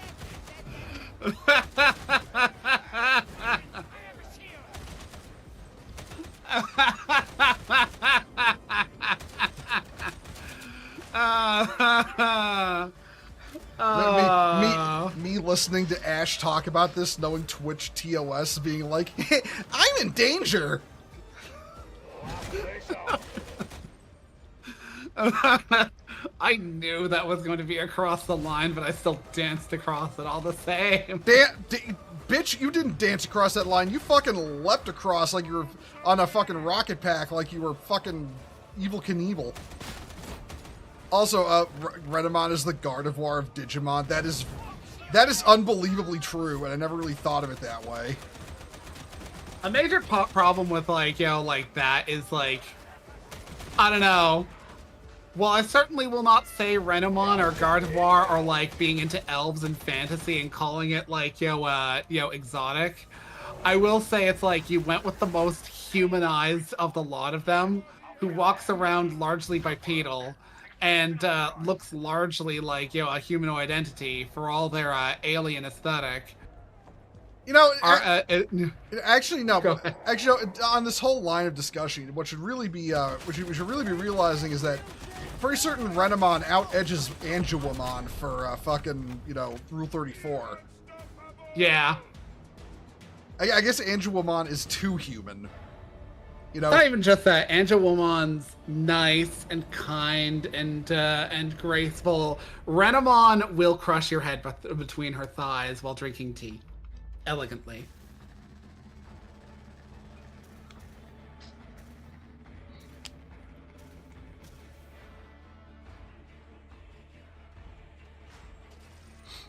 Man. Fucking monster fuckers. Y'all ruined liking monsters. Just ignore. But only because like a lot of monster fuckers are really into boring shit. Like, I say that as somebody who likes orcs, which is just basically like humans with green skin, tusks, and like a brutish face. That is pretty basic, yeah.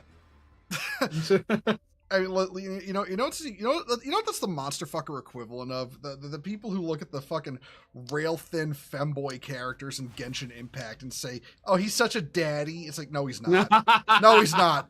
No, he's not. That guy couldn't grow a fucking strand of body hair if he fucking wished for it from the gods themselves. Okay, the gods would just tell him, "No, you're too much of a twink. Fuck off."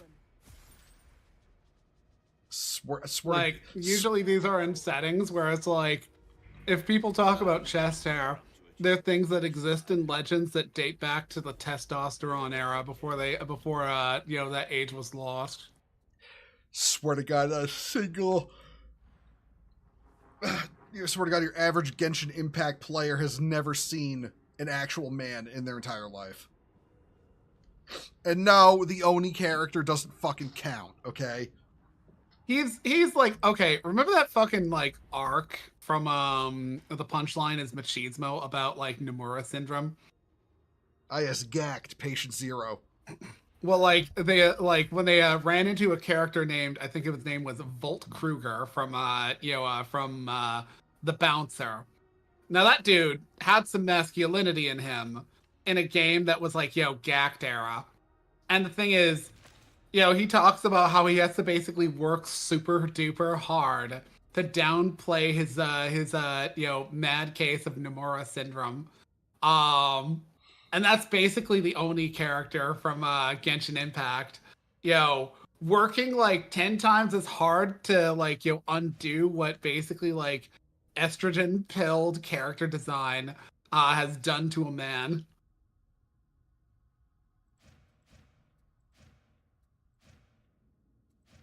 Do I see it sound a little bit spiteful? I like brutish, big, thick muscle men with hair. Fair amount of body hair. I like bears. I like orcs. I even like dwarves sometimes. So I guess you can tell that Genshin Impact is not the game for me. Actually, no, let me put it to you this way. The trolls in Genshin Impact are more up my alley than any of the male characters. What are they called? Hill churls? Yeah, Hill churls. Zenless Zone Zero Bearman. You know what, Ash? Ben Bigger. What was that? His name is Ben Bigger, and yes, he is the subject of so much porn. Alongside, I forget the character's name, but he's kind of like a warthog-looking dude. Raiden Shogun was designed by Dishwasher. Absolutely legendary artist. His stuff for Zerlane is great.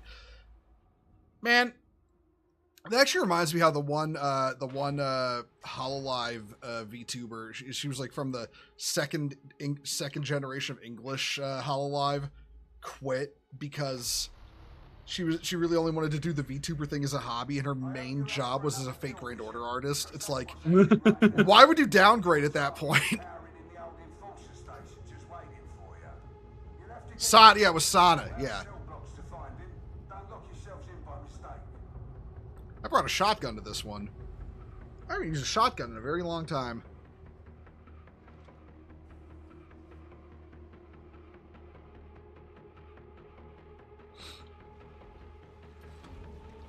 Oh, we get to see all the nice places. Watch where you're walking. You know, last thing I really remember, I played a little bit of Genshin and immediately got bored. I have not played Zenless Zone Zero at all. All I remember is they added that one girl with the flamethrowers, and apparently a bunch of people on Twitter got offended by her intro video because it was just a white girl dancing like an idiot through the whole thing, and that was apparently offensive somehow. I've lost track of trying to figure out why Twitter freaks find certain stuff offensive. Like, it's like, oh, okay, that's just Twitter again, being Twitter. Burnett? I don't even remember her name, dude. I don't know the name of any character from Zenless Zone Zero. I probably wouldn't play it anyway just because it's censored in the West, and I don't give money to censored games. I tried it a little bit like a week or so ago, and I'm not sure if I'll really ever continue with it. It didn't really have a gameplay loop that felt enjoyable. Plus, I fully acknowledge that once things go into a modern aesthetic, I tend to be like, not really interested anymore. Now, you see, that's normally my shit, because I'm more of a sci-fi guy, and you're a fantasy guy. But yeah, no, Zenless Zone Zero doesn't interest me, and neither does Genshin. And neither does, fucking, what was it, Honkai Impact, or whatever that fucking... Honkai Star Rail. That's the one. I don't know, it's like the makers of those games are all about impact. It's like, I don't get the impact part of your names. All I know are the names of your games. I just know it's basically just discount Breath of the Wild. Like, that's all. That's what I know. I mean, nothing wrong with wanting to make a game that's like, open world like that. I actually enjoy the sort of open world aesthetic. It's usually pretty and allows you to do just kind of whatever you want. But there are limits to it, and it has to be something that I, as said by Bo, I just tend to enjoy more fantasy aesthetic myself. I will say though, I understand the formula that they're going for, and I understand why they'd embrace it. I mean, shit, even the Monster Hunter mobile game is going to be a Genshin clone. You know, the one that runs at a buttery smooth 10 frames per second. Monster Hunter clone. Which one? No. They're making a Monster Hunter mobile game that is a Genshin clone. Oh, okay. I got that completely mixed up. Because I thought for a moment you were talking about Wild Hearts, which flopped supremely. Well, I mean, of course. It's a Monster Hunter clone that's not Monster Hunter. It's kind of crazy how Monster Hunter's the only game franchise that's really got that down to a science, and made it successful. Kill thing, build armor from thing, get better at killing thing with armor built from thing. Swing big sword at monster, collect hide, make armor, bigger sword. Swing bigger sword at bigger monster. Repeat ad nauseum until the cows come home. It's such an easy formula, but it's like everybody else aggressively fucks it up somehow.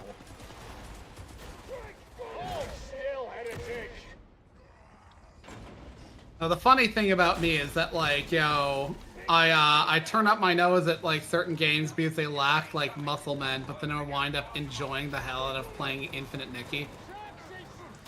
Honey, listen, honey. No offense. You are way gayer than me. That game was made for you, okay?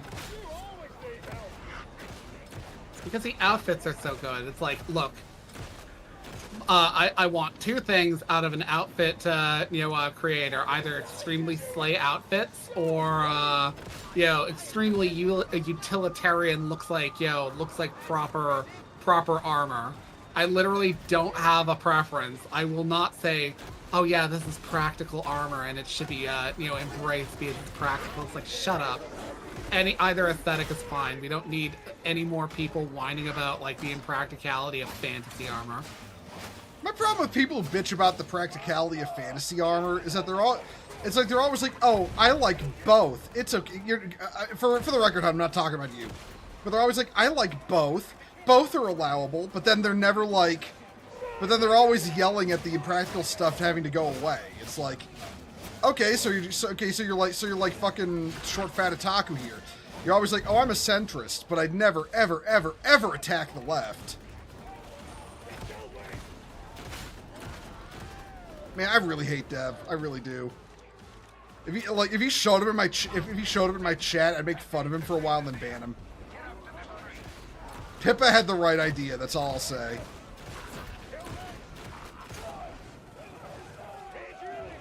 Wait, what did Pippa do? She when Dev showed up in her chat, she told him to get out, or she would unalive him, and then made fun of him for being short and fat. Not done yet. Yeah. Flamer! Let's flame the top flamer! Ammo!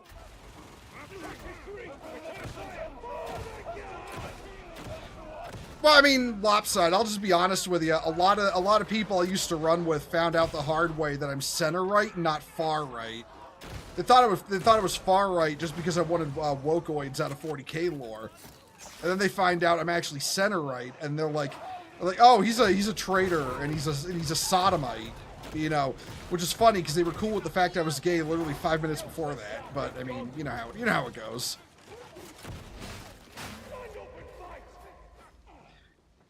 Seriously, getting called a sodomite by some of the people I used to run with on Twitter is like just fucking funny to me. I have more siblings than ever. Not all of them good. Oh. Oh dear, a Poxburg. I can't hit shit with the shotgun today. What the hell?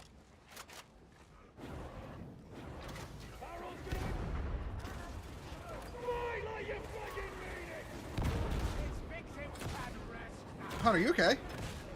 Yes, I'm sorry. Oh yeah, because you just kind of went quiet. I was like, I think it's something. Focusing on things. Ah, you are, as the kids say, locked in. It looks like we're playing a game.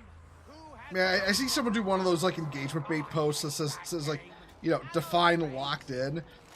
If it wasn't, I want to find a copy of the Kiritsugu versus Kodamine fight for the next time I see that. That's the most locked in fight in all of anime. Well, clearly you're going to have to learn how to make a web MP. I already know how to edit video. I can just edit that. I can just edit that shit from the actual episode.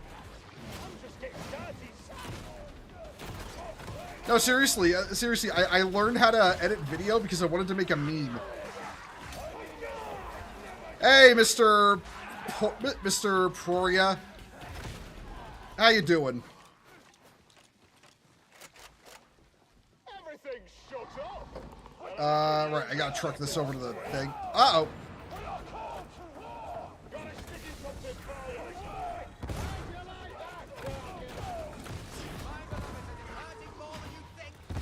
Do like 90% of the damage. Don't get the kill tally. I see how it is. What are you, boobs now? No, Tyr. That's all he ever... Huh? Wait, wasn't Tyr bitching about that too? I think Tyr, yeah. Because he's also borderline a zoom. He is zoomer coded, yes. Yeah.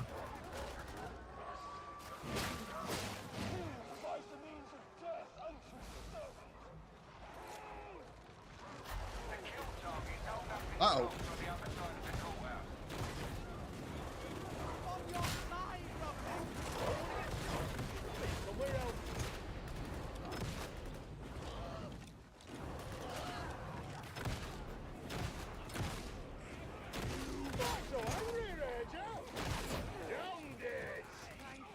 I need ammunition. I'm low on shotgun shells. Give over stealing all the ammo. You'd only misuse it. Oh, okay, Clint Eastwood is stealing my ammo. Bro, what the fuck? Meow.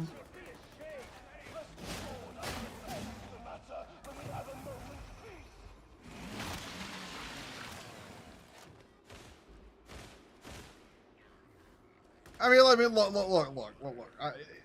If you keep stealing my ammo, I'm just gonna drop the fucking ammo crate and not tell them. It's my ammo crate. I'll do what I want with it. Oh, there we go. Thank fuck.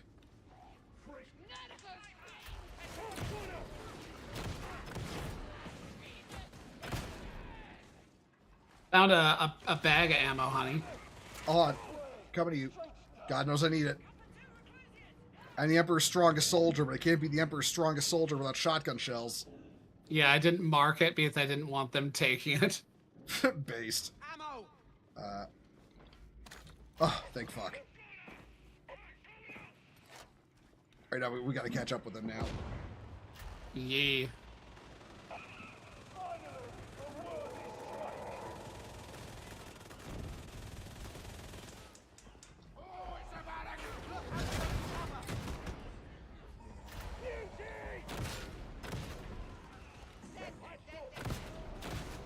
You know, I think after stream, I'm gonna roll that alt and fucking SWOTOR. Okay. Because like I wanna like do stuff like this, like the dungeons and stuff on my own. You know, but I just want to play the game to play the game. But like, I don't want to advance like in level too far. Because I know it really doesn't matter because everything is scaled. But all the same, you know, yeah.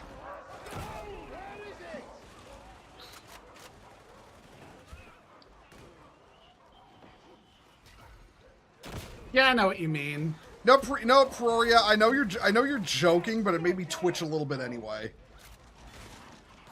He's saying that Darktide stole the chainsword from Cyberpunk. Begone from my tree!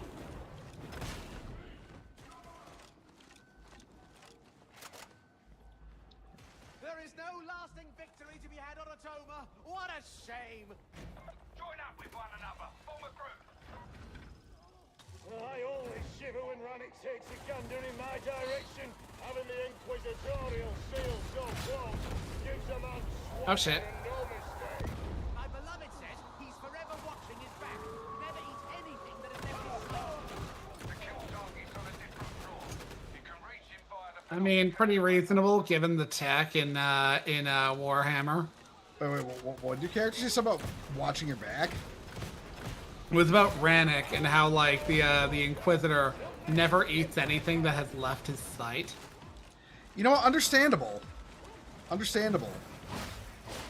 Yeah, like given how bizarre some of the assassination methods are in this game or in this franchise. Well, I mean, don't forget there's an entire Ordo of the Inquisition dedicated to poison. Well, not Inquisition. Officio Assassinorum. Yeah. Yeah. And there are like 5 Assassinorums, one that's like snipers, one that's like crackhead assassins, one that's like assassins who can take different shapes. Okay. One that's Oh, okay. There's the Vindicare Temple, which is all about sniping. We're talking about some absolutely absurd sniping skills, you know? Like shoot a guy 20 miles away while hanging upside down for like a week kind of sniping skills. There's the Calidus Temple, which is all about, you know, that's the shape-shifting one. They're all about, you know, infiltration and espionage. Then there's the Calexis Temple, which is anti-psyker. Like the I want to say when it comes to the blanks that, you know, end up working for the Imperium, the male ones go to the Calexis Temple. So they like, you know, weaponized blank power basically. And then there's the Eversor Temple, who is literally just the meme, you know, literally just the meme. There'll be no witnesses if there's no one left to witness. Okay, so somebody pick that up. I've got an ammo box. But then there's also the Venenum Temple that's all about poisoning. There's the Venenum. I know it's 40K. It's bad Latin all over the place. There's oh fuck. There's another one that's all about like, you know, causing, you know, using tech to like spy on people and causing accidents, air quotes. And then there's another one. It's a weird one. It's all about like beheading people. Huh. Those 3 only have assassins usable in Horus Heresy, like the tabletop game, but they do still exist in 40k.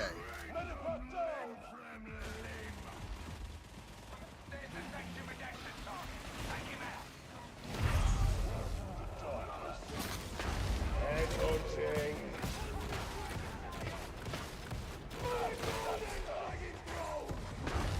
Stay back! Stay back! Oh, it's time!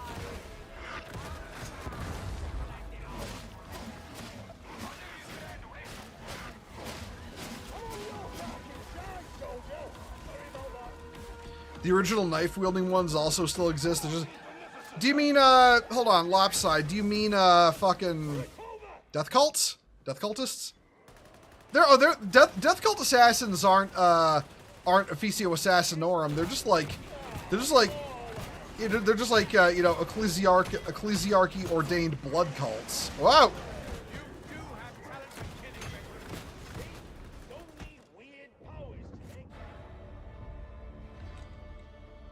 I remember from what is it, the second Eisenhorn book, the rich lady and her hangers-on who pretending they're in a death cult. Like I like Eisenhorn talking shit about him and how like, oh, they probably watch fake snuff films and think they're hard for doing it. The original assassin that became the Assassinorum. I don't know. I've never heard of that. What, the old man under the mountain? Grand Assassin? Now listen. He dog walk everything in Warhammer. I mean, yeah, I still love in FGO, like, okay, so like, you know, for those who don't know, the old man under the mountain, Hassan, the original founder of the Assassin Order as it is written in human history, basically became the cryptid of his order, summonable whenever they needed it, like somebody, but that person who summons him will die because they've clearly failed as a leader. This dude can kill people on a causal level anywhere, anytime. Oh no, not a causal level, a conceptual level. I'm fucking. The only reason he doesn't take out Ozymandias when he attacks them is because Ozymandias, being inside of his pyramid, essentially has a domain privilege to not be killable. But like in the actual game, he has a moment where his head nearly falls off in front of you, and the reason is because he was recently attacked and still hasn't healed back the flesh. And this dude originally, when he released, he had a bug in his Noble Phantasm where if he like killed a target, the target just wasn't there after the end of the Noble Phantasm. And the makers of FGO were like, oh, that's a bug, and patched in what was supposed to happen, which is that the enemy would kind of just die and disappear. Yeah, the fans were like, go ahead. Yeah, they do their death animation. Yeah, but then the fans were like, no, that's cool. He's supposed to basically immediately erase things. And they're like, okay, patched back in the bug. Yeah, it's and then he literally fights an eldritch abomination in the Tiamat. He fights Tiamat from fucking Babylonian mythology, or well, just fucking Mesopotamian mythology in general, and she can't die because she has no concept of death. So he forces the concept of death upon her so she can be killed. Because he's just busted like that. Like, he's on the short list of servants that if he shows up, shit has officially hit the fan. You know? Yeah. God damn it. I mean, that's true. God damn, I love the Nasuverse. It's so fucking cool. I mean, that's true of like any grand servant. Like, I was looking into it like the other night, and apparently when it comes to like the base Fate universe, the primary differentiation, the Einsburns fucking cheating at the Grail War. That's a thing that like they were literally planning to do that during like the Third Holy Grail War, regardless of whatever. It just came down to, should we summon Ruler or should we summon Avenger? Because that was deliberate. It wasn't an accident. It was a deliberate choice. But like another thing that is relevant is that if Angra Mainyu was not put down, he would have turned into a beast. Yeah. Yeah. And grand servants would have immediately been summoned. And probably everything within a few thousand miles would have been destroyed in the ensuing fight. Like no shit, when they fight Tiamat in Grand Order, I'd say the entire Mesopotamian basin is annihilated in that fight. Honey, where'd you go? What? You're not my group. What? Yeah? It should be. What the hell? I don't know. It's like it's Darktide being Darktide, I guess. Hey, guess what? I'm gonna go AFK really quick. So, Okay. Yeah, I'll be right back, everyone. Hold on to your butts.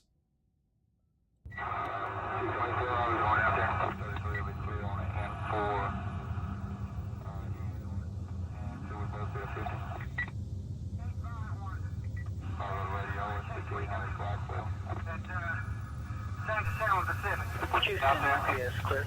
Loud and clear. Pacific. 2423 live, we'll get the mobile station. On the cut. C7? Yes, ma'am, we'll be clear, and 233 will be clear on N4, E Edward, and 2 will both be a 50. 224, I was going out there. 233 will be clear on N4, E Edward, and 2 will both be a 50.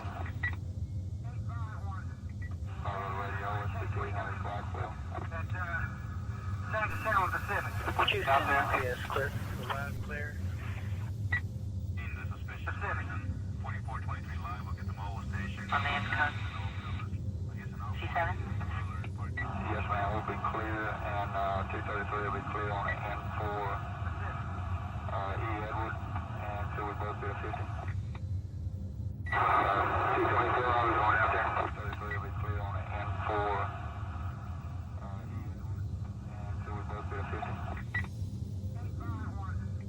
Radio, it's 300 Blackwell. Sound to sound Pacific. Yes, clear. Loud and clear. In the suspicion. Pacific. 2423 live, we'll get the mobile station. On the cut. C7? Yes, ma'am, we'll be clear, and 233 will be clear on N4, E Edward, and 2 will both be a 50. 224, I was going out there. 233 will be clear on N4, E Edward, and 2 will both be a 50. Radio, it's 300 Blackwell. Sound to sound Pacific. I'm back. Sorry about that. Welcome back. Sorry about that, everyone. Okay, honey. Okay. Right. Shall we go again? Yee. What weapon am I taking? Plasma. But yeah, the funny thing about that lopside is that like I basically in FGO have infinite friend points to pull from the friend pool. And I'll sometimes just like blast like friend pool pulls. I have never gotten Angra Mainyu, not ever once. Hey, listen, you'll get them one day, hon. You just gotta believe. You gotta believe in the heart of the gacha, or however the fuck it went in Yu-Gi-Oh. The reason I have infinite fucking friend points is because I actually have some pretty decent servants that have just slapped up into my friend support. Zhuge Liang as a caster with a lot of his abilities not quite maxed out, but like 2 steps from that is actually quite the boon.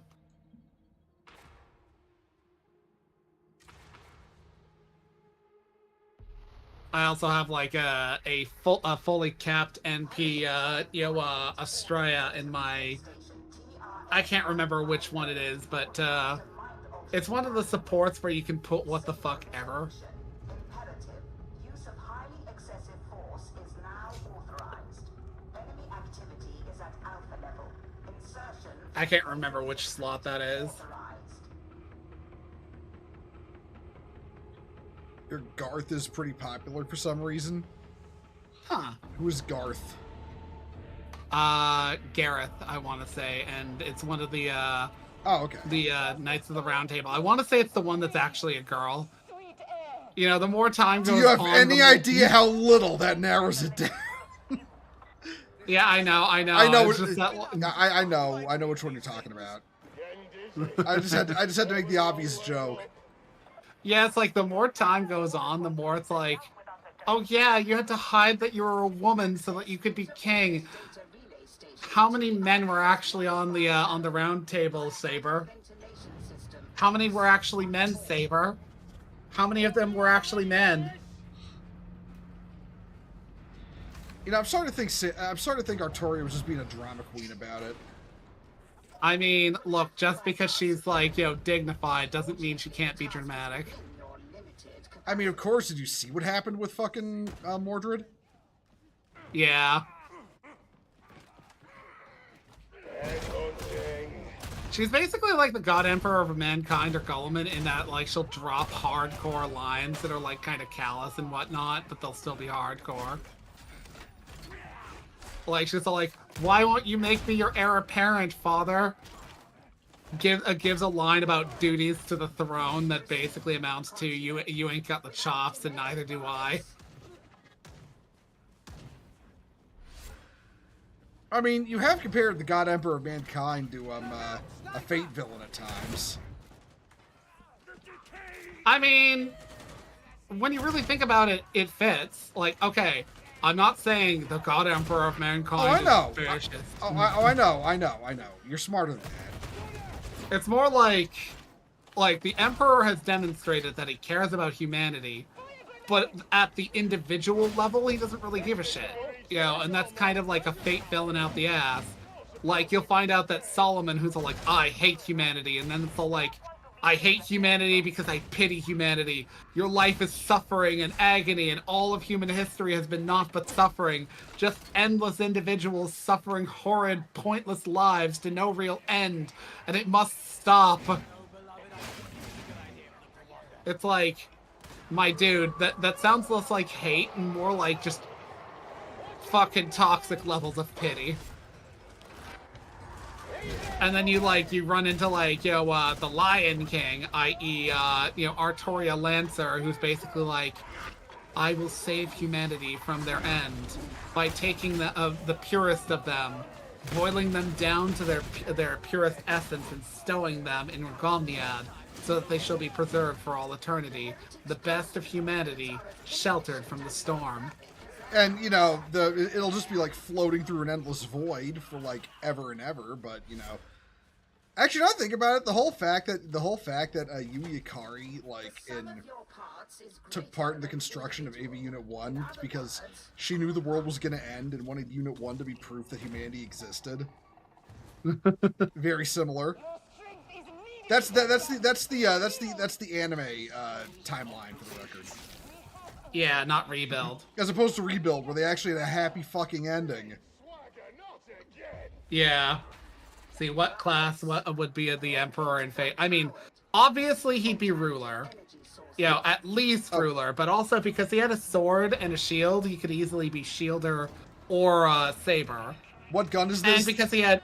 what gun is this? This is a very, very modified bolter. Honestly, let's be honest, because of how ridiculously, eccentric the Emperor has been in multiple lives, he really could be any class, considering he was also Alexander the Great, who is Rider. He was also Jesus, supposedly. In which case, he gets the class Saber from Fate Extra. Just to be clear, that's Saver. Yeah, Saver, as opposed to Saber. Yeah. In Fate Extra, it wasn't Jesus who was summoned in that class, though. It was, Buddha, yeah. And it's basically like, I have to fight you because, I'm being bid to by my master, but in so fighting me, you are assuring that, the right end to this conflict will happen. Some very, Destiny, solemnity with Destiny sort of, energy there.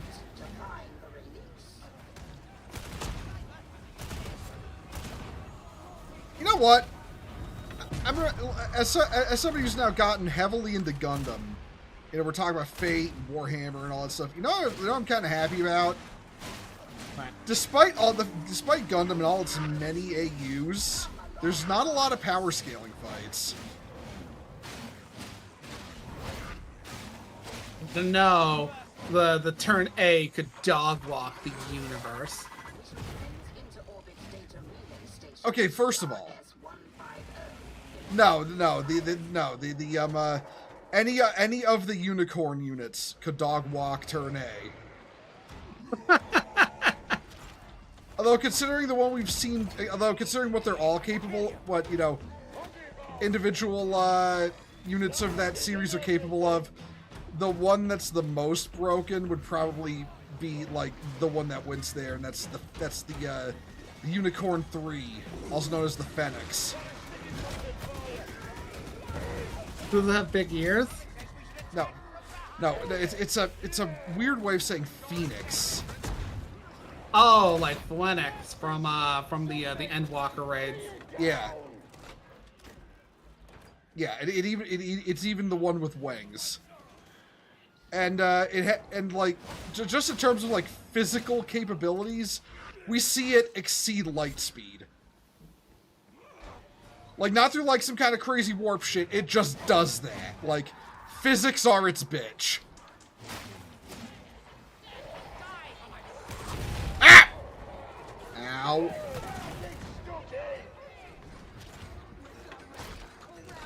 Yeah, yes, this is a mod. It is the weapon customization mod, along with the extended weapon customization mod, and the weapon customization mod NT plugins. I'm taking this heal.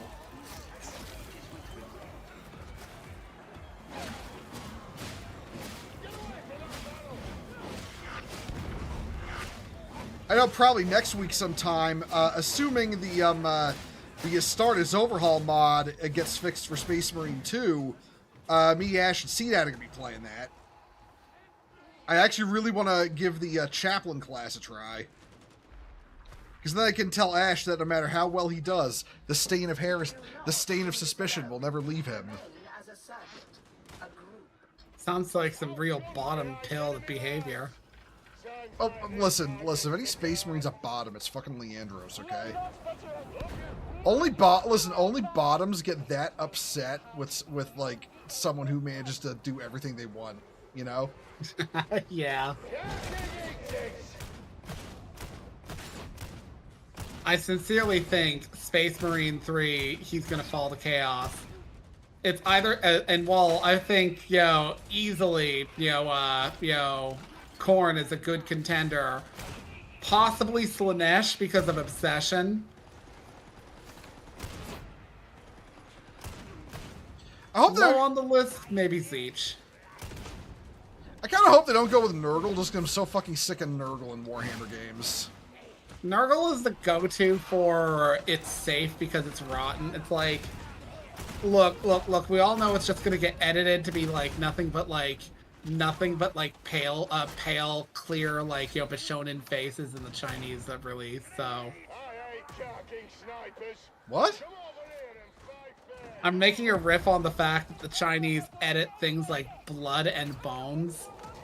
Oh, right. And they, they make blood white, which looks really awkward in a lot of anime.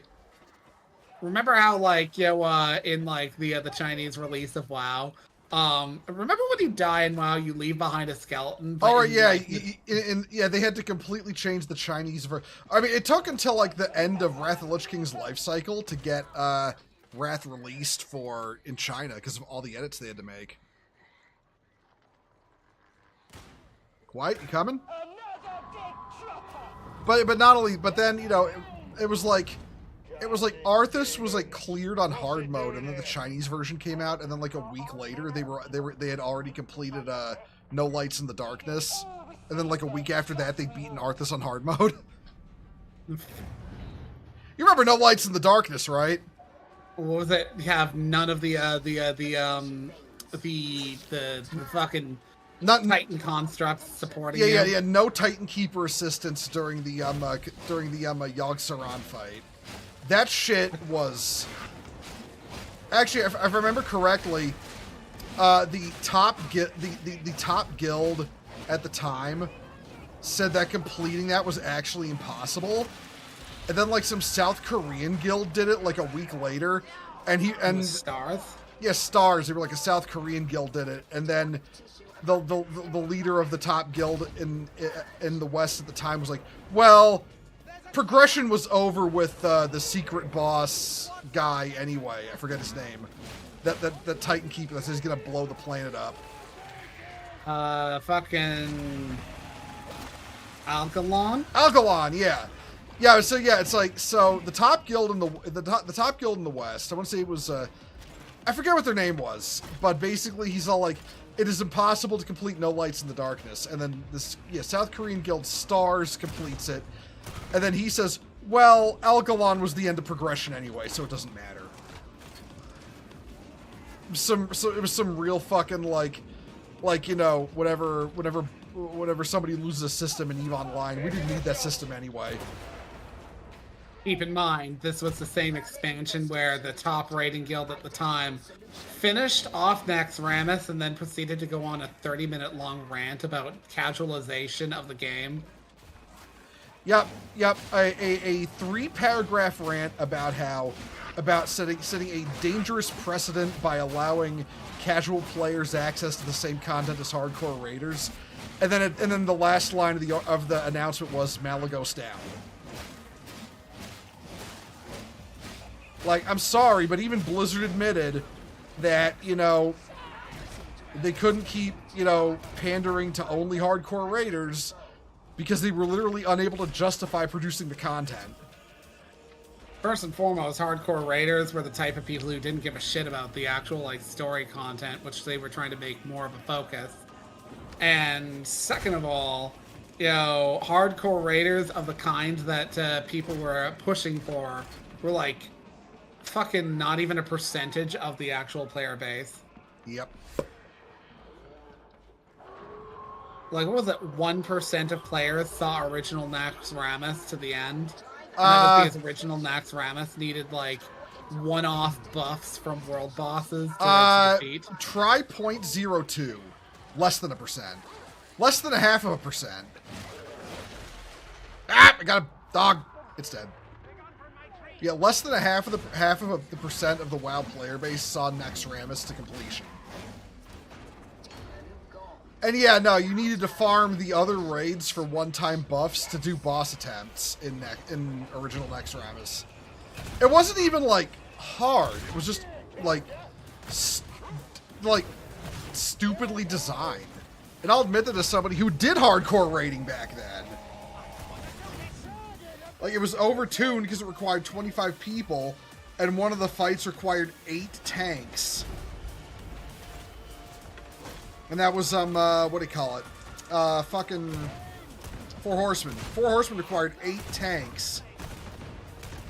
It's like, there's nothing even really that hard about it. It's just, you know, pray to God one of your tanks doesn't miss, or it's a wipe. It's like, that caused more wipes than any kind of, like, actual DPS checks. Just a tank missing.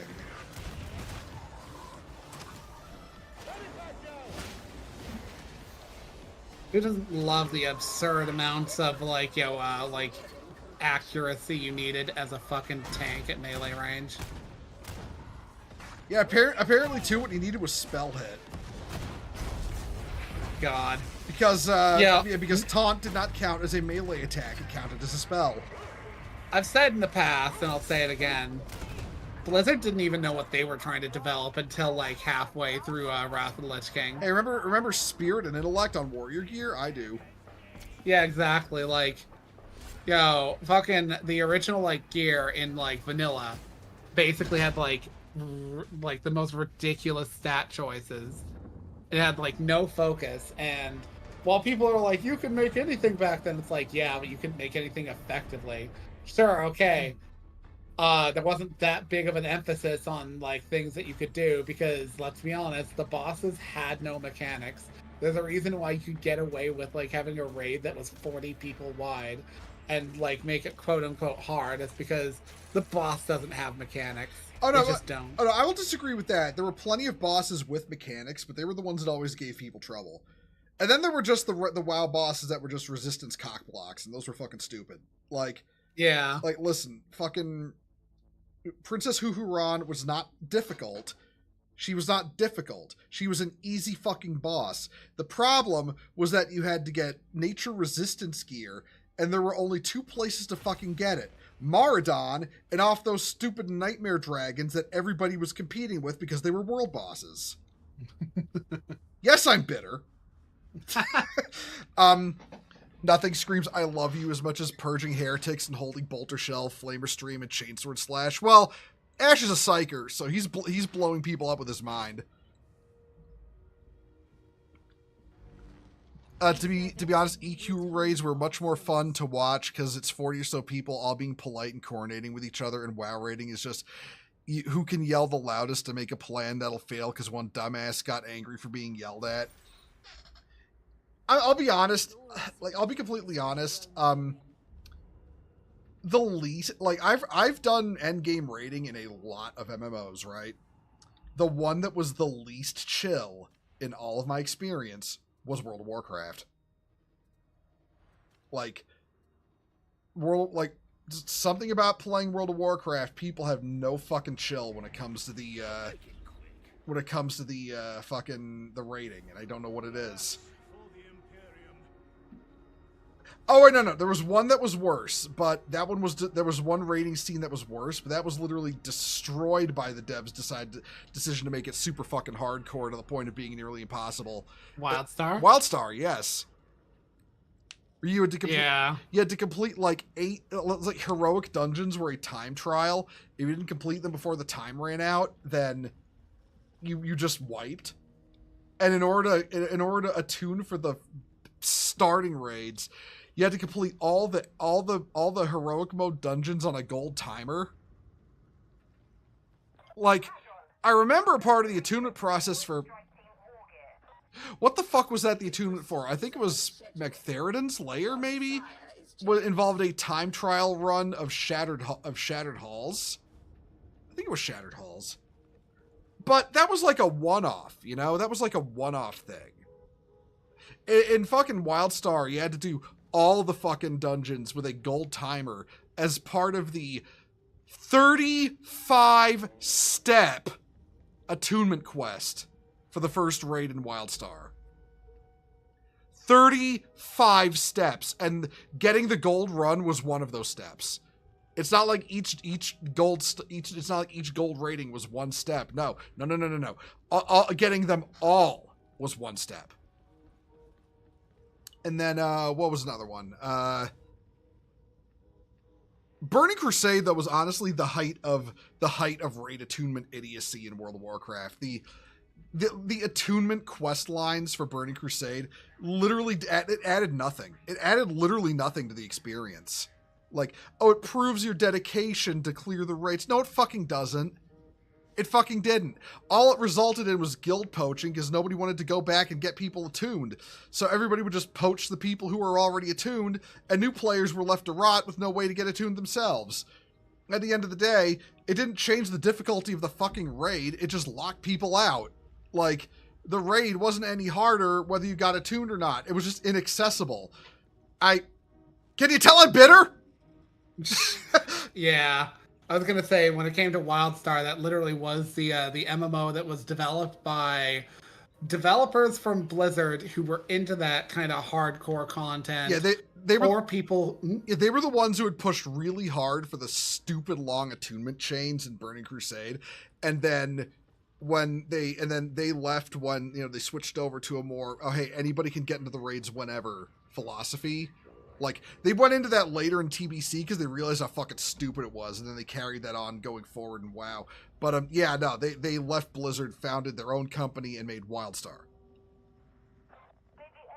And then Wildstar died in, what was the year? Less than that, I think. Like quite literally, the hardcore raiding guilds in WoW were like, I'm going to WildStar, where the hardcores are supposed to be. Did the first raid tier, were like, yeah, I'm out, and came back to WoW. And you notice, like after that, the hardcore scene in WoW never got as jumped up as it was back in Wrath of the Lich King. Isn't that fascinating? It's almost like the hardcore raiding guilds ate a massive load of humble pie because they got a game that was dedicated to them and then like couldn't play it. The problem with like hardcore like raiding scenes is that like it really is the type of thing for it's the type of thing that can't exist anymore because the generation of like people who played like WoW Classic and whatnot has like aged up and has actual other considerations. You can't just be all like, "Oh, I'm sick, mom. I can't go to high school where I'm supposed to be." Yeah, I faked sick so I could shit in a sock and we could fight Onyxia. Um, it literally is okay. If I don't go to work, I don't get paid, and my wife hits me with a frying pan, and my kids don't eat. So nobody has that amount of time anymore, and nobody wants to dedicate that amount of time to like get good at that one fucking boss that won't even be relevant in a few months when they add a new fucking content tier. And like you can, and part of that content tier will be a catch-up mechanic that allows you to get armor that mostly dog walks the earlier fights of the previous tier. This is why I'm totally on board with MMOs that keep their end game content scaled, so you can keep going back and doing it. Like was it Final Fantasy 14 does that? Fucking SWTOR does that. Much as I criticize Destiny, Destiny 2 does that. Destiny. I remember at the end of Destiny 1's life cycle, they scaled up all the previous raids to match the final light levels, so people could go back and do them again. I wonder if people still play Destiny 1. One or two. EQ raid access was super dumb back in the older days because you had to do a super obscure quest, get an even more obscure item. Use said item at a specific point in time of day to trigger a new quest. Do said quest to get the key to the raid, then repeat for 40 plus people, not to mention each step was time gated by multiple real world days, and if you messed up at all during it, you had to redo the whole thing from scratch. Well, see, I never played EverQuest, I'll fully admit that. When I first did anything close to endgame raiding, it was like group hunting boss monsters in Star Wars Galaxies. That was my first MMO ever. And then later on, raids did come out for that, but those were not only in the EverQuest style of not being instanced, but there also weren't attunement quests. It was basically just, are you badass enough to set foot in the Deathwatch bunker and probably get your really fancy Riz armor broken trying to fight the Mandalorians? For you zooms in the audience, that's not Riz as an R-I-Z-Z, that's Riz as an R-I-S. It was a very rare suit of armor in Star Wars Galaxies. It was a really good set of armor, but it was really hard to make, and, sure, it was better than composite, but, you're probably also going to get it broken going into the Deathwatch bunker. Nobody went into the Deathwatch bunker and walked out without their suit of armor completely broken from all the deaths. I think there was only one. Yeah, no, there was only one Star Wars Galaxies raid that required that was instanced, and that was the Tantive 4 raid, and that required you had to like loot like an access card, and then you would group up with your raid and use the access card somewhere. I want to say it depended on I want to say it was faction warfare related, so. Imperial or Rebel, and then you'd use the access card on the terminal and get sent to the instance. But that was the only instanced one that I remember before I quit, when the NGE hit.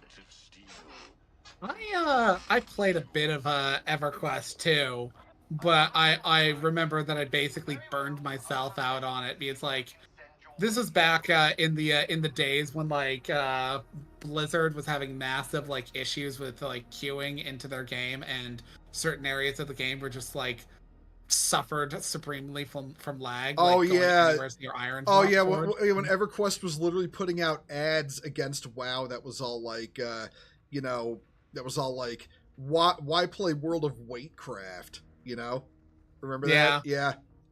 And like I began playing this, and fucking like I tried EverQuest 1, but I found EverQuest 1 too like aimless because you can literally just go to anywhere, and that's neat and all, but like WoW actually has like a direction to its leveling experience, and so did EverQuest 2. But like EverQuest 2 I burned out on because I rolled as an Ixar, and I was like, I don't really care for the evil city aesthetic, even if I'm playing an evil race.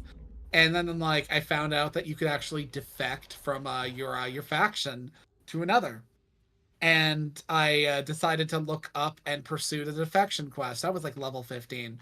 The defection quest is not for the faint of heart because it has you go through some difficult areas at a low level if you start that when you first can. Literally, like I had to go through a forest full of like owl bears that could have easily just like turned around and swiped me dead in one hit. And I had to get like make it using directions that I didn't quite know if I was following correctly to get to a boat to go to the Canosian fields.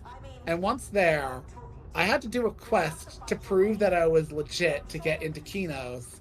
And the quest literally involved killing 500 gnolls, and then having to kill 5 named gnolls, 3 or 2 of which were like not in an instance area, but they were in like a hard to reach area that was kind of like a quasi dungeon or some shit like that. And they had like actual timers. I actually got lucky on some of these because for the life of me, I had to track down a person to help me to fight these things because these things were not something I could solo. I spent literal days after like getting home from school working on this with like a dude I knew at that time who had been trying to like get me to do work for his like game project that he said promised exposure. Yeah, I was young and dumb and like wasted time on that. And he was like bitching at me because I was like actually enjoying playing a game. But like enjoying is with air quotes because goddamn, I got into Keynotes and lost interest in the game after that. Well, I mean, no shit. You spent most of your early experience killing nothing but gnolls. Yeah. But I mean, then again, you know, I distinctly remember. Well, I distinctly remember because we were talking about Star Wars Galaxies, the Nuna grind. So God. Now, okay. Hello, Vincam 2002. How you doing? EQ2 came out before WoW. EQ2 came out in 2004. WoW came out in October the same year. Yeah, I remember. Yeah, and I remember those ads that were like, "Why play World of Waitcraft? Play EverQuest 2." And it's like, on. But yeah, no, it's like the Nuna grind. Let me tell you about the main way to earn money and experience in Star Wars Galaxies. You would form a group of 20 people. That was like, I want to say that was the biggest a group could get, right? You form a group of 20 people. You would take missions tuned to 20 people. You would then all separate and go solo them. And that way, by doing them solo, you would get all the money for it. It was a common way for people who unlock Jedi to level up. And, the joke, like someone made a meme image once. It was Darth Vader, and like, okay, so what Nunas are? Okay, remember in episode 1? Remember that little creature that Jabba kind of like flicks off the ledge of his balcony watching the pod race? That's a Nuna. Basically, there were nests of these things on, I think it was Dantooine. And you would basically, as a Jedi, you would have to grind killing these for months to get a single level up. And there was this meme comic someone made. For the life of me, I want to look for it, and I don't know where to look for it. It's Darth Vader. Someone did like, you know, use the Darth Vader model from the game to make this. fighting a Nuna at a Nuna nest, and he says, "Only 1 billion more Nunas, and I will be the master." I realize probably some of y'all don't even understand what the fuck I'm talking about, but this is pure nostalgia moment. You know, looking back, like, oh man, I wish Star Wars Galaxies was still a thing, like really a thing, not just like private servers. I miss it so much sometimes. Oh, we're not good enough for you. Oh. No. Also, EU2 leveling has gotten better. In fact, now nowadays, you go to Gorowin and do the whole quest line there until... Where the fuck did everybody go? Till 20 to 22, and then go to Butcher Block Mountains till 35 and do the Raptor Mount quest. Then you either go to Zek or Enchanted Lands till 40 or so. And just keep going until you reach the end of the game. So it's way more streamlined, basically. I've been tempted to pick it up because, like, I did briefly pick it up like a while back, but then did the stupid and did the defection quest again, only to like feel like, oh, I literally have to like live in this like. There was like basically like a couple. Fuck you, you bitch! You were behind a thing. Gotcha. There was basically like a couple of like ways you could go about it because you've defected and you can like earn rep with a bunch of like other things. But like for the life of me, the quests were like go kill these things, and I'm like, are you kidding me? I can't get anywhere near those things at my level.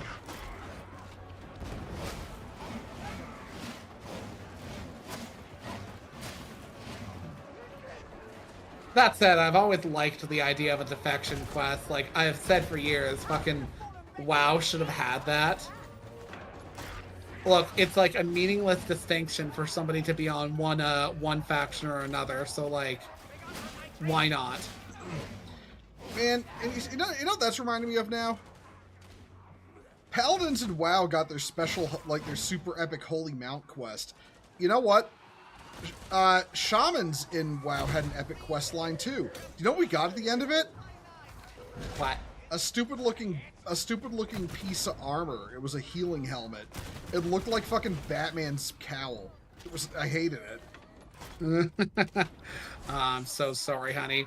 Especially because like it took them years to actually get their own personal fucking mount from something that wasn't fucking Legion. When they like press the break glass in case of declining numbers button. Oh, I mean, look, but does that really count? Everybody got one in Legion. I mean, yes, but the Shaman one was one of the more actually original ones. You know what? Fair. Like, fucking Paladins got like a horse. Fucking Warlocks also got a horse. They're really just like upgrades on the previous mount that you got. Fucking Rogues got a fucking raven, like an actual like giant raven. So that was actually pretty cool. Fucking the one that got hoed the most was fucking demon hunters, because like, ooh, you get one of the demons that like you can actually get like as like a drop in like the final zone of Legion. Demon hunters are so fucking half-assed, and I refuse to disagree. I refuse to believe otherwise. Yeah. Well done, I suppose.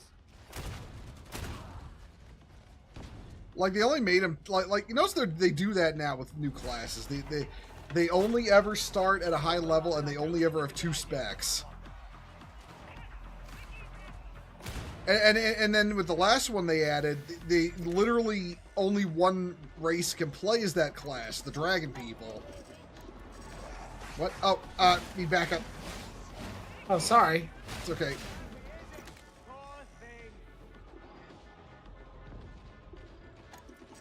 Oh god, it's doing the thing. Oh god damn it! This is hell. This is hell. This is hell. Okay. Last two weren't so bad. Now let's see. I'm trying to remember all the mounts from Legion because like I can't quite remember what Hunter got. Death Knight. The Death Knight one was undead dragons. All right, yeah, I remember that. That one was actually pretty cool. Data interrogation imminent. Honestly, the ultimate Death Knight mount is still one of the hardest mounts to get. Invincible. Invincible, yeah. I'm convinced it doesn't exist. Meow. It's like that one mage I knew who cleared like Upper Blackrock Spire in fucking vanilla hundreds of times and never got her tier 0 chess piece. She became convinced it didn't actually exist. I still remember when I was like farming the like this was like right before. Oh fuck! What was it? I think it was like right before ICC came out.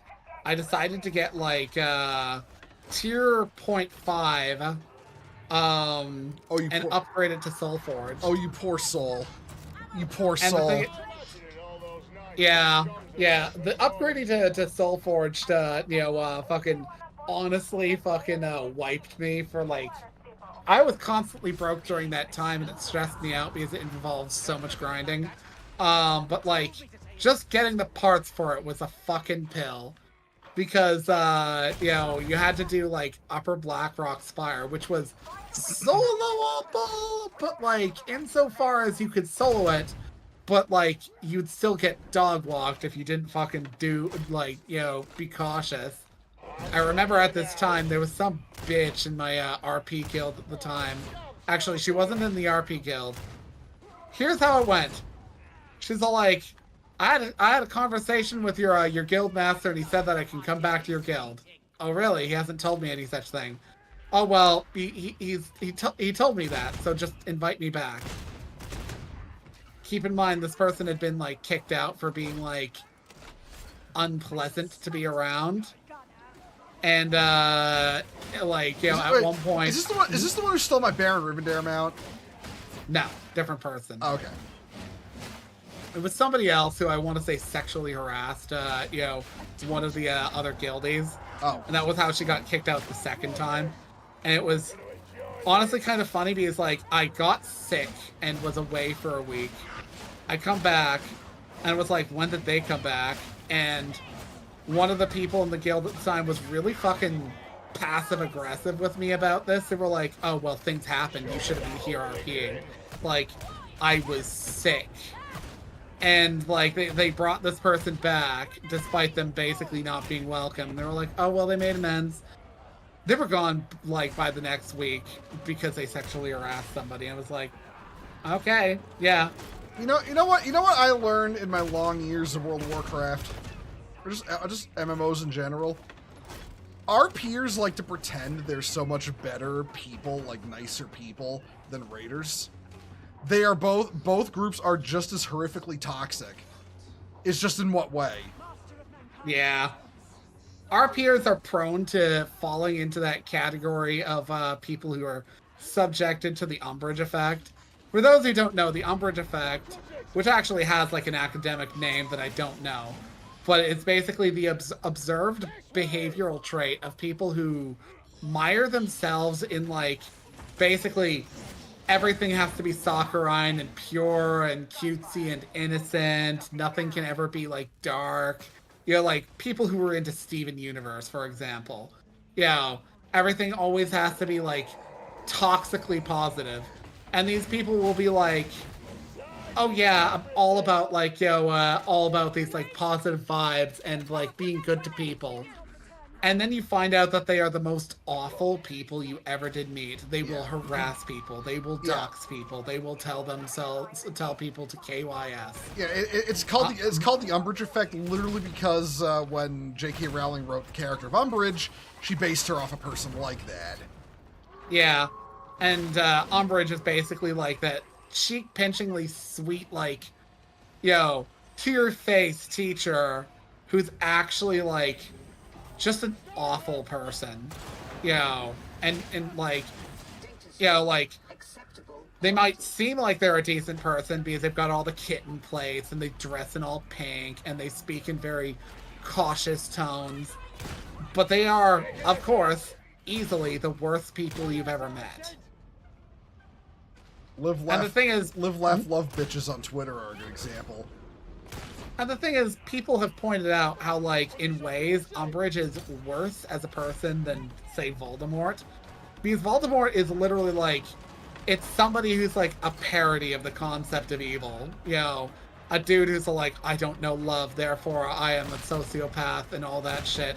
I use the killing curse, which kills you dead. It's like, it's literally just somebody going around casting power word death. And it's like, oh wow, that's so impressive. I'm so terrified. Aww. But like, then you've got this bitch who's like, I'm exploiting the system. I am gaslighting everybody and you. I'm torturing children for no. I'm torturing children because I like it. Yeah. Yeah, exactly. Yeah. RPers are cringe and always have been. ERPers can be funny with how over the top they get. Like, oh, I'm a 10-foot tall Amazonian night elf with a 2-foot horse cock and a massive leaking tits. Spread your legs, you bitch. Who was the Draenei shaman with the prehensile penis? Riff. Yeah, they even have an entry on a website that would like actually go around looking at people's like, my RP entries. It's called Rotten Apples, and their name was Riff, RYFF. And their MyRP goes into great detail about how they're a werefox. And I'm getting shot to shit over here. Oh. I am... Coming to save you. Coming to save you. Get some healing. Headhunting. No, beloved, I don't think anyone's coming. But yeah, it's funny. I was talking about like this person who was like booted from my guild for sexual harassment on their second chance.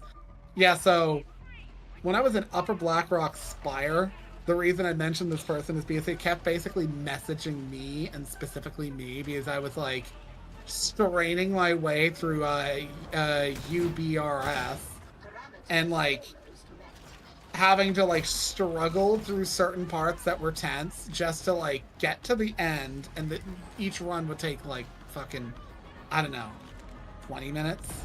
So it's like all this for a chance, and I think it was the chess piece.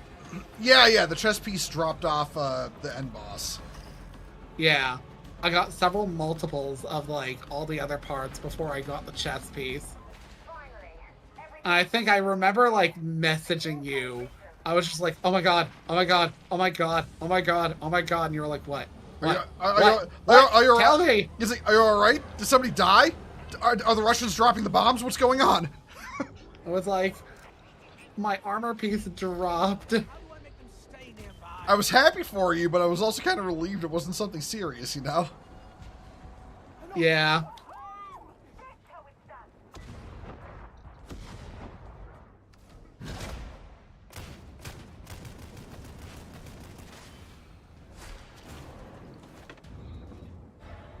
Man, that tour of duty. The tier 0.5 quest line in WoW was so fucking stupid.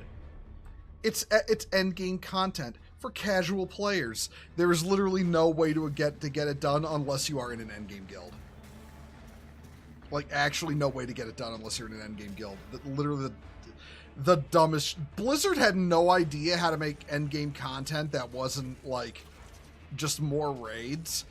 Because they went with the Tygal and 4 philosophy of endgame content, where their guilds would clear all the raids, and they bitch and moan to the EQ devs to make more raids. You remember Tygal and 4, right? Honey? Yes, I do. yeah, you remember Tygal and 4, right? Hey, remember how one of them was, was involved in all that Cosby Room bullshit? Yeah. Yeah, stealing the breast milk. Oh God. I think it was Tygal. Hey, listen. Who knew that a guy whose screen name in fucking EverQuest was Tygal Biddies turned out to be a sex pest? Wasn't it a Afrasiabi? Yeah, because the Frosty Obby's name got changed off of everything it was on. Yeah. Frosty Obby, that was him. That was Tygol. What? Well, I just got booted to the character select screen, but you know what? We're almost at 3 hours, so how about we just end the stream there? Yeah. one moment, everyone. I'm going to see who I know who is streaming, and we will send you guys Let's their see. way. Royan's up. I can't. Royan's up? Yep. Fuck it. Well, fuck it. We're raiding Royan. Let's see. Raid Royan BT. All right. Y'all have a good evening. I'll be back tomorrow. We'll probably be playing Abiotic Factor again with the guys. Have a happy Valentine's Day, and see you later, everyone. Bye. See you later, all. I'm off to get laid.